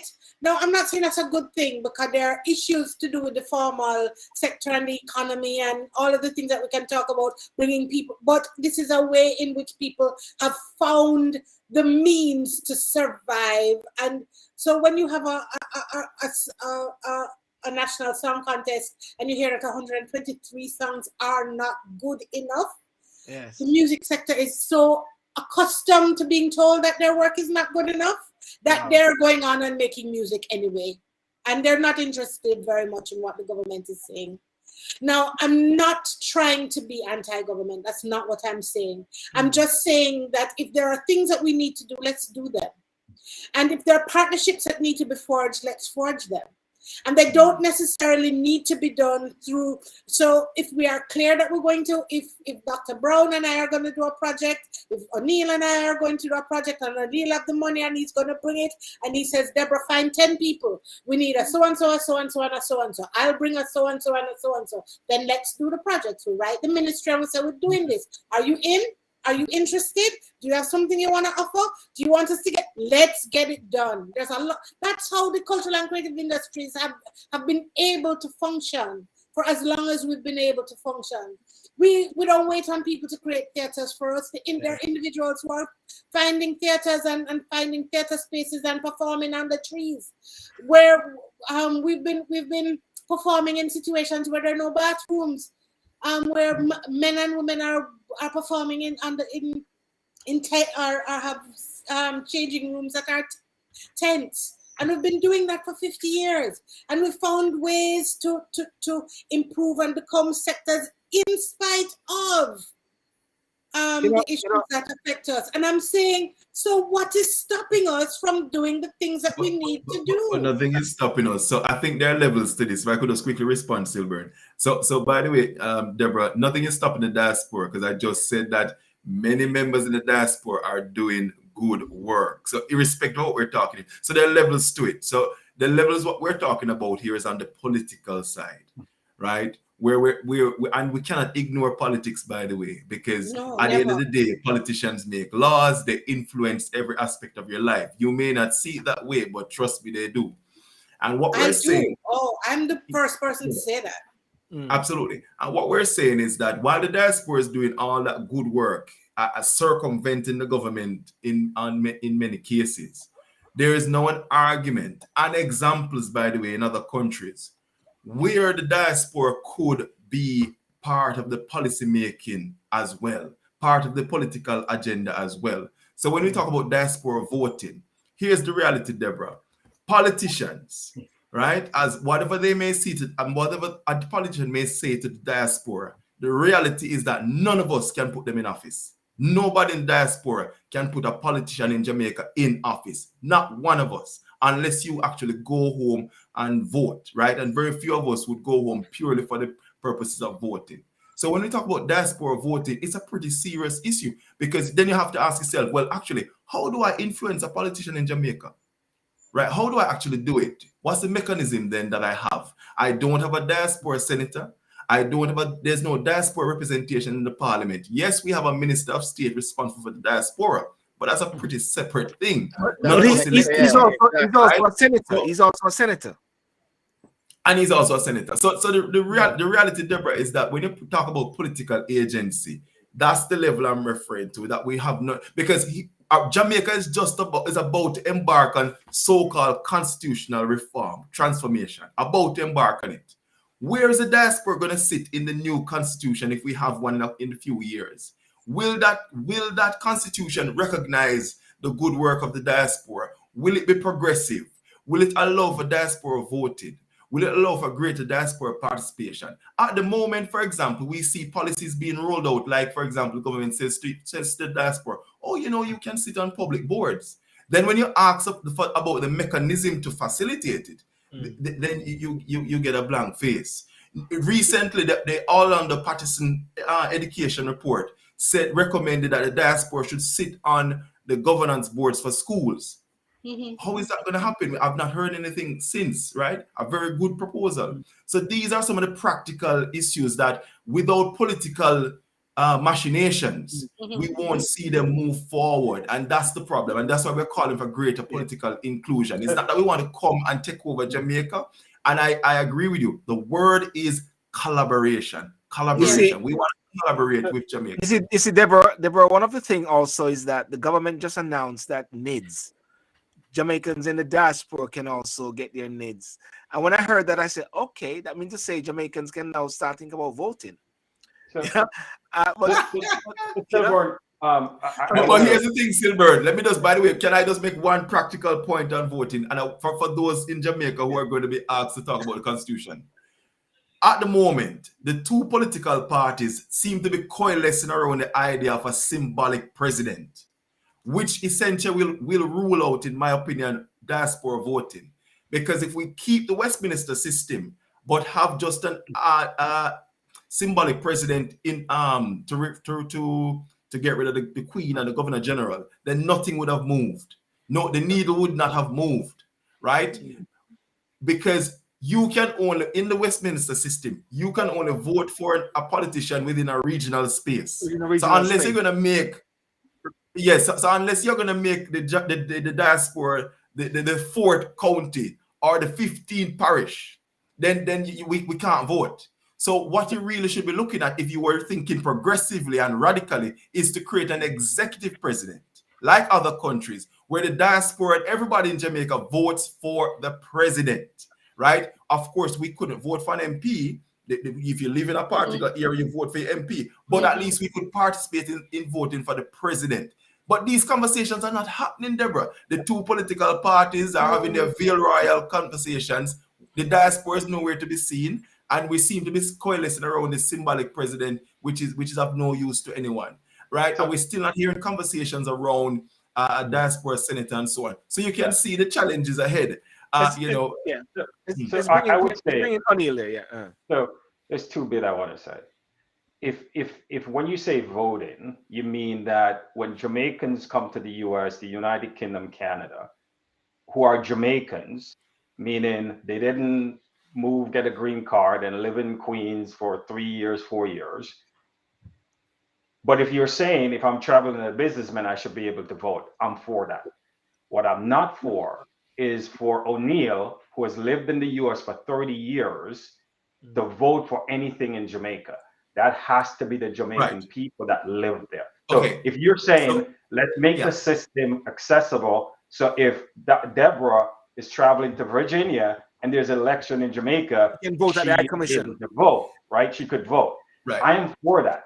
But what I'm not for is where I hear people advocating. How many people, O'Neill, have given up their citizenship? Well, O'Neill, so I agree with you. So there are some countries, and well, so Barclay, just a minute. So let me finish. I have a very big response. O'Neill is not finished yet. O'Neill, finish your point. So there's 2 points I want to make. So no, well, O'Neill, I'm just put that point, just quickly on that point, very quickly. We're not. This needs to be discussed, and what you've mentioned is a very important point. Some countries, O'Neill, that allow for diaspora voting, progressive countries, might I add, some of them have limits. They say, okay, well, if you've lived outside this country for 5 years or less, you can vote. Beyond 5 years, you can't. Now, look, I am willing to listen to those arguments, right? So I think you could put a limit on it, because yes, if you've been away for 30 years, one could argue, well, what's your affiliation? Maybe. So I'm open to those conversations. So as long as you maintain being a tax-paying citizen of Jamaica, I don't see where they should curtail us. So we would have to, Barclay, this is where the details. What's a question? So what we're saying, is it the facility to vote? Because if you're a Jamaican citizen, you have a vote, right? Yeah. Is it the facility to vote from where the comfort of where you are, is what you're saying? Or is it and what is the issue with coming home to vote? I mean, and Deborah, sorry. So that's the facility is a key one. Because at the moment we're being told you have to go home to be physically in Jamaica to vote. Yeah. Kevin, one second. Let me just finish that point you want. So what I'm saying is, if it's a facility to extend vote, there are other countries. There's 4.5 million Jamaicans living out of Jamaica.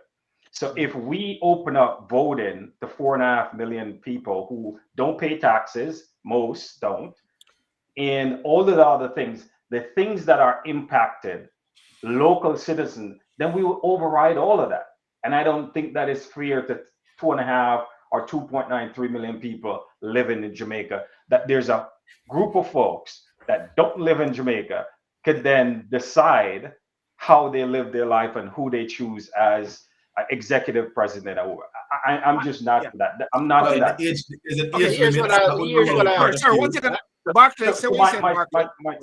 My second bit. So Deborah, you asked about what now. I'll give you an example. Yeah. I think it was 8 years ago, and Silver knew this. Based on what I did an analysis, and we wrote a white paper, and we took it to the Jamaican government, to the security service there. And we say, based on data, this was fact, we think there's an area in Jamaica, Montego Bay, you have to pay attention. This was before scamming got big. This was before all the guns. We met with a bunch of different folks, and I cannot forget this. This one superintendent said to me, O'Neill, that's not how we do policing here. 3 years later, what was the hot zone? Montego Bay, right? So we try to help, but the thing that, and I'll connect with you afterwards, Deborah, there's an experiment that I want to do, and I'm doing it, and Silver know the experiment, because I think you have to do it at the community level. So there's a community in Jamaica, which I won't say, that I've been actively engaged with, because I think there's things you could do at the community level around upward mobility and providing opportunities for those youths that will get them. And if you could do that at scale, I think that's how you're going to solve a lot of our problems, right? Yes, I agree. I agree. It's a scaling of projects that's important. I want to say to you though, O'Neill, it's not just people from the diaspora get blocked on projects in this country. There's a lot of blocking going around for a lot of different reasons. So it's not just a diaspora thing. If that make you feel better.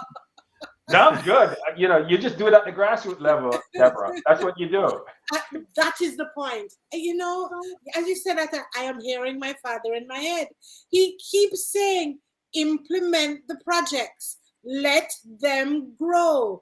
They will mushroom. If you influence a group, one community at a time, one child at a time, one whatever unit of analysis it is at a time, and then you continue to scale it. And if you're able to make this amount of profit, invest it in the next scale. And then if you make that little something, and then somebody will see it, and then somebody else will join it. And so that's what I'm saying. So let's just do the things. Let's find each other to kind of, you know, make the things happen. Yeah. Barkley. Yeah. I mean, I want to stick to the matter of diaspora, but, you know, some people said some things that are very interesting that I just like to add, because I'm not hearing we're talking about collaborative approach, but I'm not hearing about, okay, collaborative approaches from what angle? I mean, for me, especially in Jamaica, we also have what we call here a bottom-up approach, where you engage with your citizens, you engage with people, because how else are you going to know what they need?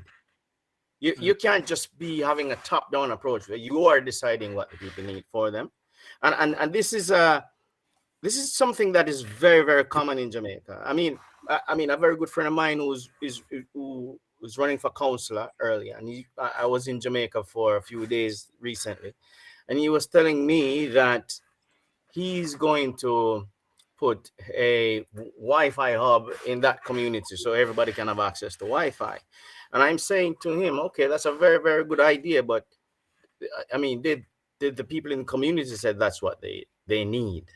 Is that the first priority for them? And he wants to say, well, I mean, everybody wants to be. I say, yeah, but no, you need to do a research. You need to knock on every door. You need to know what people need, because the felt need. I'm walking through that community, and I'm seeing just beer, rotten zinc fence, and all these things. People may need you to get rid of these things and put the wall and probably fix them road or something. But he's saying that the people need what he's going to put Wi-Fi. And when I'm asking him if he had engaged with the community, he hasn't. Yeah. So I just want to say that is a critical point. Because sometimes the people designing the projects and programs and interventions, they mean well, but they may not necessarily know exactly. So I've noticed this thing in the cultural and creative industries, where now it has become very popular to give people grants. And I've been looking at this grant thing. First of all, people can't find a way to get around the process of actually applying for the grant because it's so onerous. But it seems to me that what individuals need, especially coming out of the pandemic, is people want revenue generating projects. So it's not a grant to a company. And this is the reason why they're afraid to have the bottom-up approach. Funding or investment in a project that has revenue generating potential and is sustainable, and then you hold the hands of the people to say, if you make $10, you have to take out 35% and put it in that account so that it go to the next project, right? But it's not about giving a company a grant in order to, build a website or, working capital, or, because the sustainability of that is challenged. Instead you say to them, I need you to give me a deliverable. You need to create a television program for children that is going to be a part of the curriculum, and here you are, you have $50 to do it. and you have to report to me and show me how you spend the $50. Yeah, accountability and transparency. Yeah. And my second point, is, and what I've observed, some grassroots programs that like what I grew up on and I'm a product of. For example, it appears to me that they have defunded the Social Development Commission. I mean, and these are very, very important, especially when it comes to culture and all these things. These are very, very important organizations for the country. And I'm wondering if by defunding the Social Development Commission has now added to a lot of the crime and violence that is going on there. Because I'm a product of the SDC. And SDC run community programs and they empower young people. I mean, as a result of that, I was even an ambassador for Jamaica where I was on an exchange program.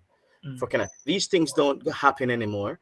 I'm speaking to one of my project leader recently. I mean, I'm from St. Thomas, but he's in St. Elizabeth. And he's saying to me that, look, the program has been no more for a very, very long time. And the work that we used to do for the community, we mostly write procurements. We mostly do. You see, you in the diaspora have the means. You see, you in the diaspora have the means to say this is where now you have agency. So if you raise $1 million and you say to the government, listen now, here's $1 million, but respect us. One second, Barkley. It must be spent through the SDC. Just tell us how to value us. They don't. Okay. Wait, guys. We're gonna keep going on, and we're gonna find ourselves just finishing without some direction. Kevin, I want to bring in a point here. Kevin, with all of the concerns you are hearing about the conference or about the Diaspora Initiative, which is separate from the Diaspora. Diaspora are people in the Diaspora. Deborah, Dr. Gordon got thrown into the deep end and never know certain things. And she's here. I'm learning. I'm a perennial scholar. She has to be back. Yeah, sure. Kevin, two questions I want to ask you is this. How can these concerns, and have you seen these concerns being translated down and being taken into consideration? Who is going to be the person that take that into consideration and make the changes? And secondly, what at the conference wasn't considered? What did they not speak about at the conference that you were maybe surprised at? I mean, there are things like constitutional reform, diaspora representation. Were those things discussed? Well, in terms of the last question, the answer is no. But in terms of social intervention, because your first question I think was around the social intervention and who could be the focal point to really bring them all together, to stitch them all together. That's a very good question. Barkley mentioned the SDC, and there are many other government institutions and also government ministries that have that responsibility. The problem you're faced with, Barkley, is that, as we mentioned earlier, these initiatives or the owners of these initiatives are not talking to each other. I'll give you an example. We have something called the Jamaica Crime Intervention and Social and Prevention Task Force, right? They have no less than 27 social intervention projects, no less than 27, right? Yes. And I'm aware of some of the good work coming from these projects. They're doing work in Augustown, really, really good work, working with young people, fantastic work, right? But even within task force, there are individuals that are doing these things separately, right? We just know about the projects. So it's really hard to have an integrated approach. And I think this is where government leadership may be important. But at the same time, do we really want one entity to have a say in all these projects? Perhaps the model, even though it may seem disconnected, might be the best way forward. Because one thing that would creep in, Barkley, if you have a central focal, is bureaucracy. where the center point disagree. now says, well, I sorry, disagree. Mr. Go ahead. I No, respect hang on. your Let me opinion. let me For accountability, Yeah. I think you have to have. No. I'm not saying that you couldn't have a central focal point, but I'm just saying that there's a risk that it introduces bureaucracy where O'Neill would say, okay, you know what, I'm going to go to Savlamar and do some work with some guys there. The institution now that's supposed to regulate O'Neill says, no, hang on, Mr. O'Neill, you know, let's have a chat, and then O'Neill has to waste time, literally waste time, trying to convince this central focal why he needs to go, and then whatever bureaucracy that follows from there. And that's why I'm saying to you, currently, the diaspora simply circumvents even the government. And the diaspora what you're trying to say is that there are things that can happen without the government input, because we can just get things done. So in conclusion, where I'm going with this is that I think you probably need a two-pronged approach. I think you do need some level of focus, and in certain cases we have it, although not always utilized. So one example is the National Education Trust, which sits in the Ministry of Education, which is actually there to solicit and facilitate donations and support for schools. Now, some people know it exists, some people don't. And actually, so what's meant to happen is when you undertake a project with a school, ideally you should go through the NET, but some people do, some people don't. But if you go through the NET, then you might find that they facilitate the customs and all the rest of it. You know, so I think we need both, Barclay. But I want to touch on the second point that Silburn asked about in terms of what wasn't discussed at the conference. What wasn't discussed at the conference, Silburn, was crime and safety. We were, you know, we didn't have a wholesome conversation around crime and safety. Somehow, the Minister of National Security wasn't there. It was on the agenda, but I unless I missed it. So the Minister of National... it didn't happen. So crime and so crime and safety just did not happen in this conference, and you know, I'm somewhat disappointed by that, because it is a key concern for the diaspora and Jamaicans overseas. The other thing that didn't really get discussed, although touched on, but it didn't really get a thorough discussion, was the argument around constitutional reform, and of course I spoke to that earlier as to how it will impact the diaspora. So constitutional reform is something that I think we really need to get into gear with, especially if now that we have a ministry that's looking at it in more detail. And I think that the reality is in terms of digital transformation, Silburn, which was discussed a lot in the conference, but the reality of it is that digital transformation needs infrastructure, right? And you just saw the problem we had with Dr. Dunkley connecting to this forum, right? And she's in Jamaica, right? And you saw the challenges he faced. And I've been in Jamaica, and some people said to you, are you on digital? Are you on flow? Because that will dictate the quality. Some people said to me that when the sun shining, the internet is good. When it rain fall, it's out. Is that true, Mr. Build a digital economy and do a sort of... sorry? Can I just ask O'Neill? O'Neill got to go. O'Neill, what's your last word? I got to go, but there's two bits. I think, here's my thought on the diaspora, and here's where I think you guys could bring value. You mentioned it, Dr. Brown. Created some type of platform that connects folks who want to do stuff in Jamaica and folks who are doing stuff on the ground.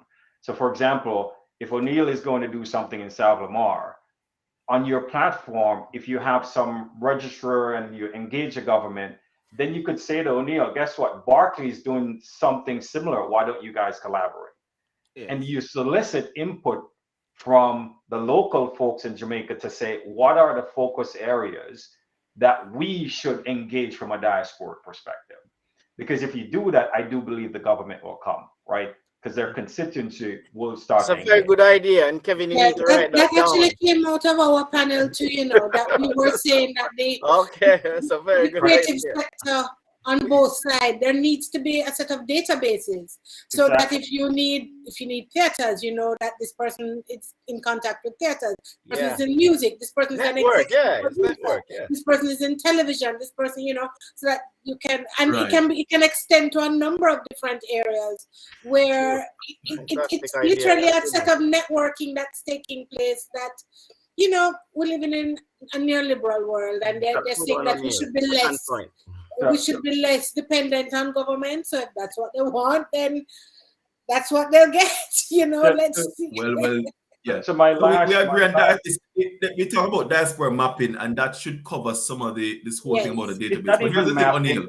It's not even mapping. Okay. It's just a platform that literally we could collaborate. And the second bit, we have to be careful when we talk about digital transformation, what that really means. Because you just mentioned the infrastructure. That's one piece, but there's a lot of things you could do that do digital transformation without the infrastructure piece. So they're marginal things. Like, for example, how do you automate a lot of things that the government are doing with robotics process automation? That is simple, that give you a lot of things, right? How do you move away from paper? So what we have to be careful. And how do you streamline people's information? Right, I mean, I know my sister is the new information commissioner anyway, but right. So I got to judge. I wanted to just finish a bit. You know, it's a hard problem to tackle, right? The U.S. government is trying to tackle it right now and been on a 10-year journey. It's hard. What you don't want is a bunch of product companies come into Jamaica and say, here's a product, buy it, is going to do digital transformation. And what I'm afraid is that our diaspora is going to say, here's a product, and you're not going to get digital transformation. There's a process to it, right? This is what I do for a living. I've been doing it for 20 years, right? That's why you need to be a part of the diaspora. Actually, something that Anil said that I was thinking about. So like, you need to join the diaspora. What Anil said a while ago showed that you don't even need the diaspora initiative to get things done, because it's not about the same thing. Whoa, back up a second, because I've been in situations many times where people come to me and say, wait, man. I've been in situations at times where people come to me and want to do something in Jamaica, and they say they need to go to the High Commission. I said, listen, man, scrap that.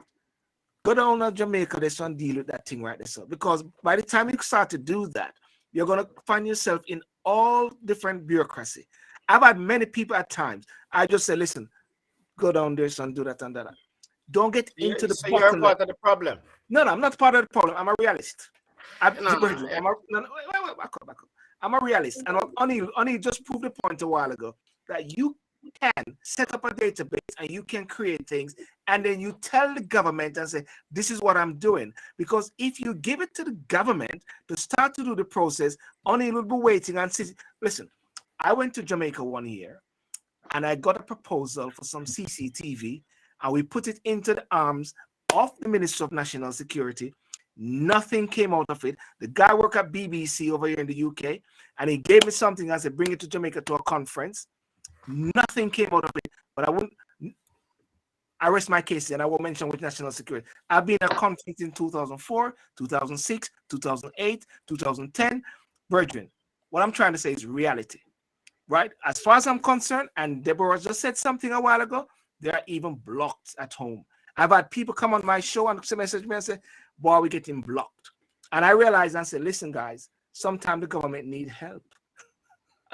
Sometimes the government need people to take the initiative and do certain things and tell them what they want to do. Agreed. Instead of waiting for the government. You have to have two screens, Silver. Yeah, instead of waiting for the government to do it, we have to also do it. But also to say that they're encouraging that, the government is encouraging that. So it's not like you're usurping a role or anything. They're encouraging investment and enterprise, and if you want to come and create a company through which you can do your particular activities, that's an option. So they're happy to see people do things. Yes. So it's not about going around them, it's really about just finding ways. It's about processes, finding ways to get things done. Yeah. Anil and I, we're helping out. We're helping a community in Jamaica there. Nobody knows. Yeah, exactly. People are being helped. Nobody Yeah, knows. and by the way, Silburn, but and as I'm saying, and that is actually very typical. It's not unique. That a lot of diaspora, that's how they operate. And I think and so Barkley, what I'm saying is that you need a two-tier system. You need to still allow people to go in and just do good work if they want to do it directly. But also for some people, it might be useful to engage the government depending on the complexity of the project. And so this is where the government now needs to be nimble to allow that to happen without a heavy load of bureaucracy. So maybe within that framework, maybe within that framework, what you're trying to create, what you need to create is a facilitation element, so that if that particular person music for you, sir. Oh, all right. No, it's O'Neill. I'm saying that's a music for O'Neill. That's a music. No, it's O'Neill. Great discussion. Let's continue. Deb, I'll text you when I get to Jamaica. Okay. All right. Take care. All right. See you, O'Neill. Okay. All right. I agree, Kevin. I agree with the two-tier system, because oftentimes you really and truly, we are that black hole, really. We shouldn't have to be reliant on the government for everything. We're supposed to be filling that little hole that is there, to be fair.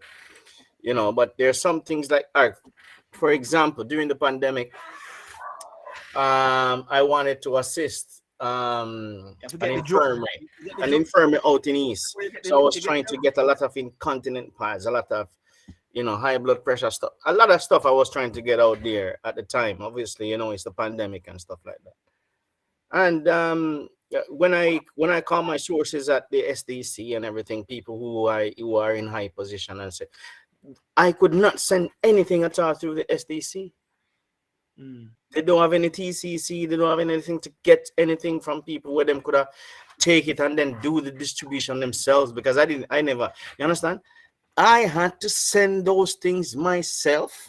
I had to get my superintendent police brethren to go and use field powers and discretion to get a little bit of discount to get the thing them so that the infirmary can get it to help these people in a pandemic where the people them need help. Yeah. See, so you're trying to help Jamaica, but Jamaica don't make it easy for you. Yeah, it makes life difficult. This is a perennial. And every other care, and what I found frustrating is that every other Caribbean island make it so easy. Are you sure about that? For their citizens. Yeah. So Barkley, it goes back to the point I was making earlier, right? It goes back to the point I was making earlier. We've come full circle to what I was saying, that the diaspora needs to be at the heart of government. Because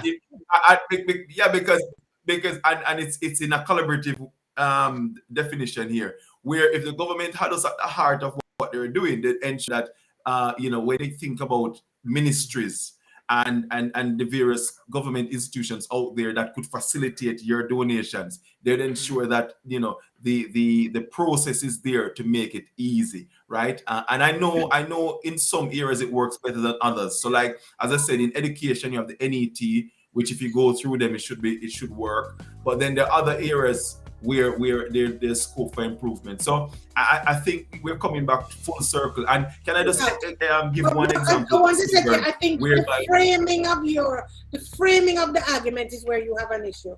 I think you can make that point in a different way, in ways that are more accessible. And it's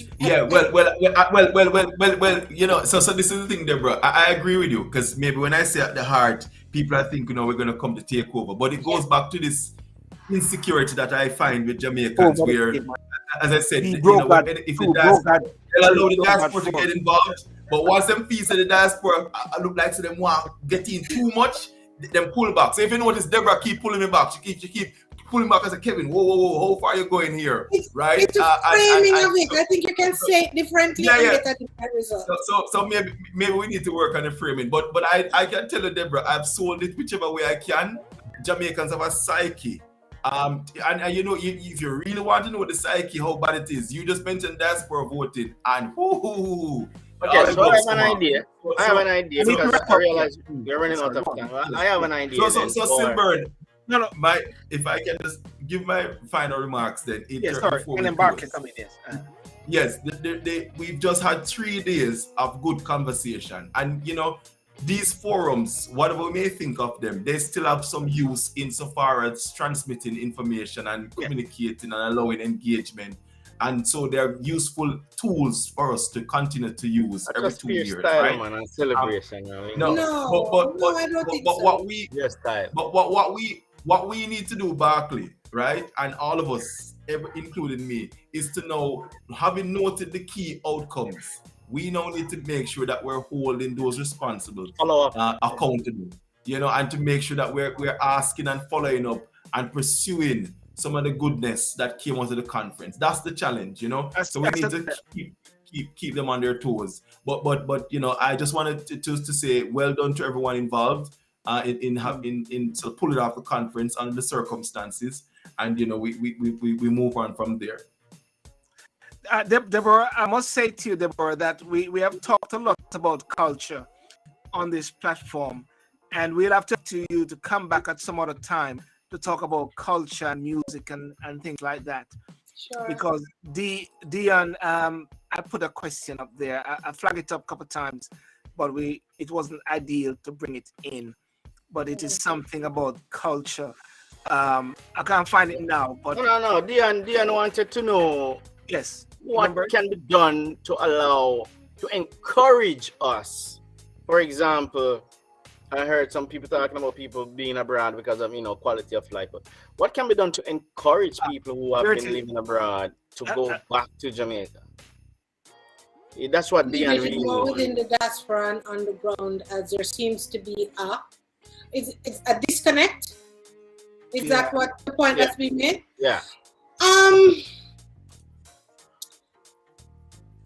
That's an interesting. What can be done? I think there's a lot of responsibility in terms of the people who have actually moved overseas. My aunt was head of the Karren folk singers. She moved to Atlanta. She started a folk group in Atlanta, and she's a musical director and arranger, and she continued to have that sort of activity. I think we need to encourage those of us who are animators. We need to encourage our children.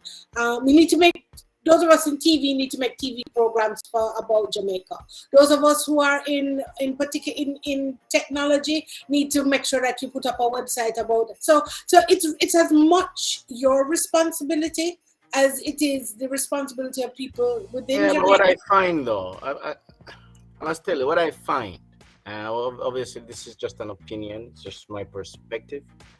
But I find in Jamaica, certainly, it comes like we only celebrate musicians and athletes. It's like that's a whole other program. They just think of Jamaica as just all right. I think you're right. Well, ladies and gentlemen, I want to thank you so much for joining tonight. And Dr. Deborah Hickling Gordon, any last word you want to say before you go? And thank you for overstaying because you're going to go to your state.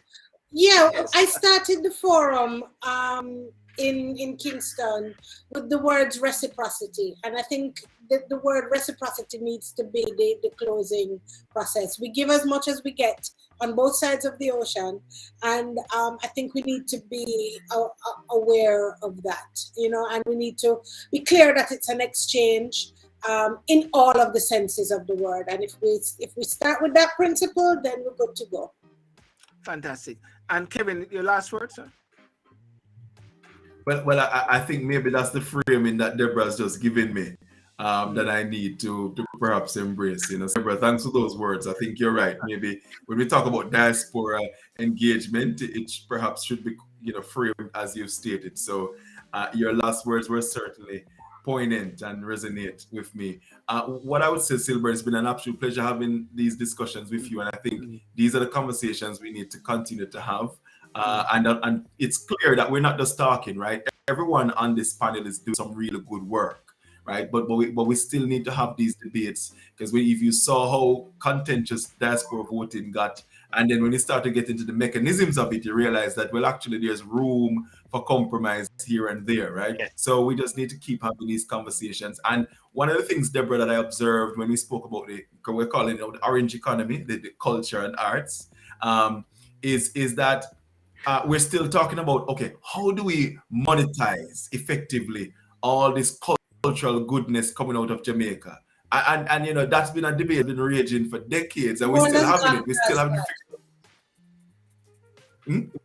The world has gone past that. They've left us in this space yes, trying to monetize it. But you know what I have learned though, as somebody who's worked in policy for a long time, sometimes you have to meet people where they are and then move the needle.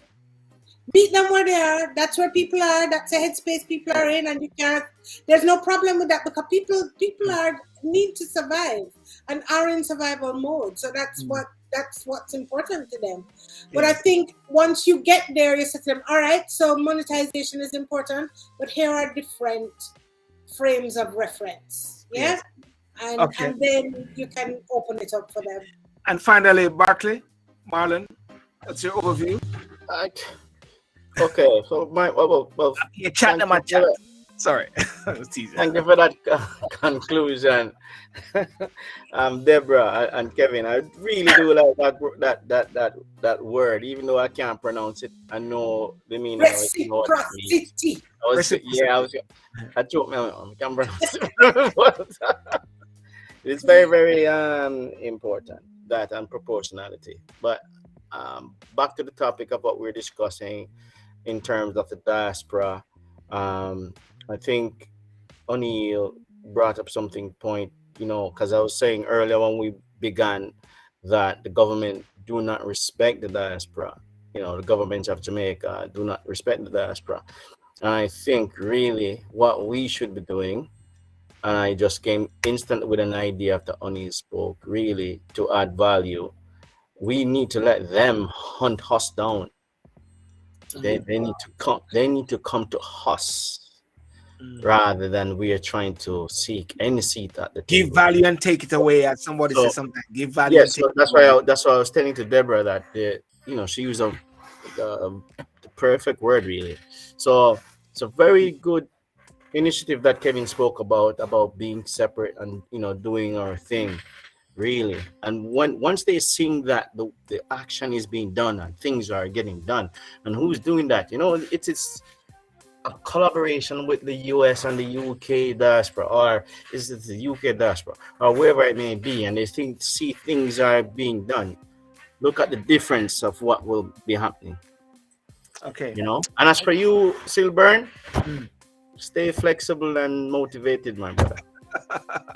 I have no choice, Thank you guys so much for coming on, and thank you also to Dr. Karren Dunkley. She stayed a bit longer than normal time. Dr. Gordon, you're gonna come back. And big up Scotty. And big up Scotty as usual. Scotty upon me from night. Okay. Big up yourself, Scotty. Yeah. So I said bye-bye to you guys, okay? Peace out. Yeah, man. Take care.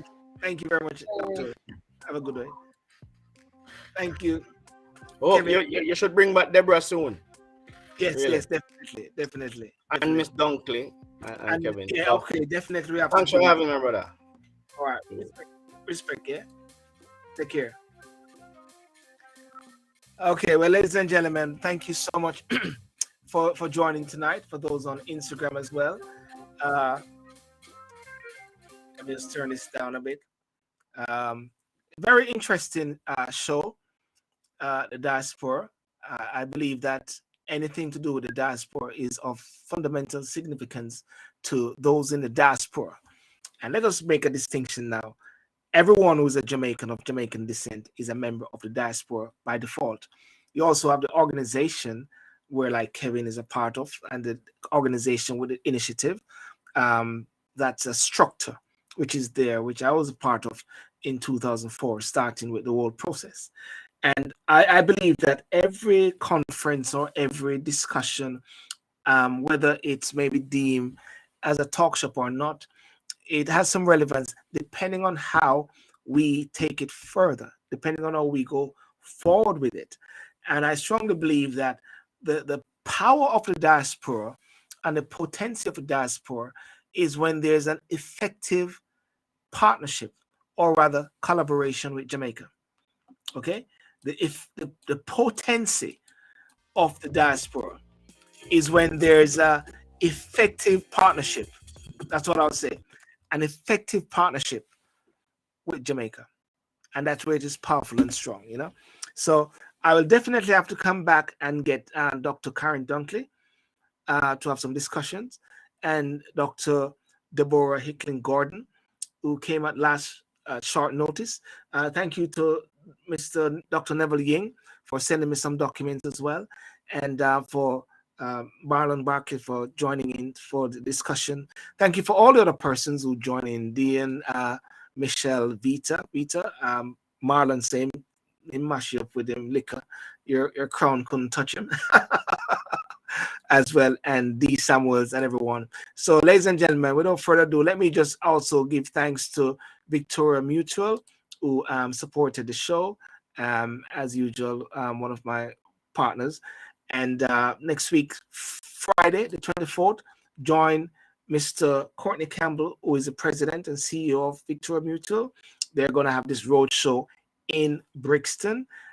All roads lead to Brixton. This Friday, that is June the 24th at 6 p.m.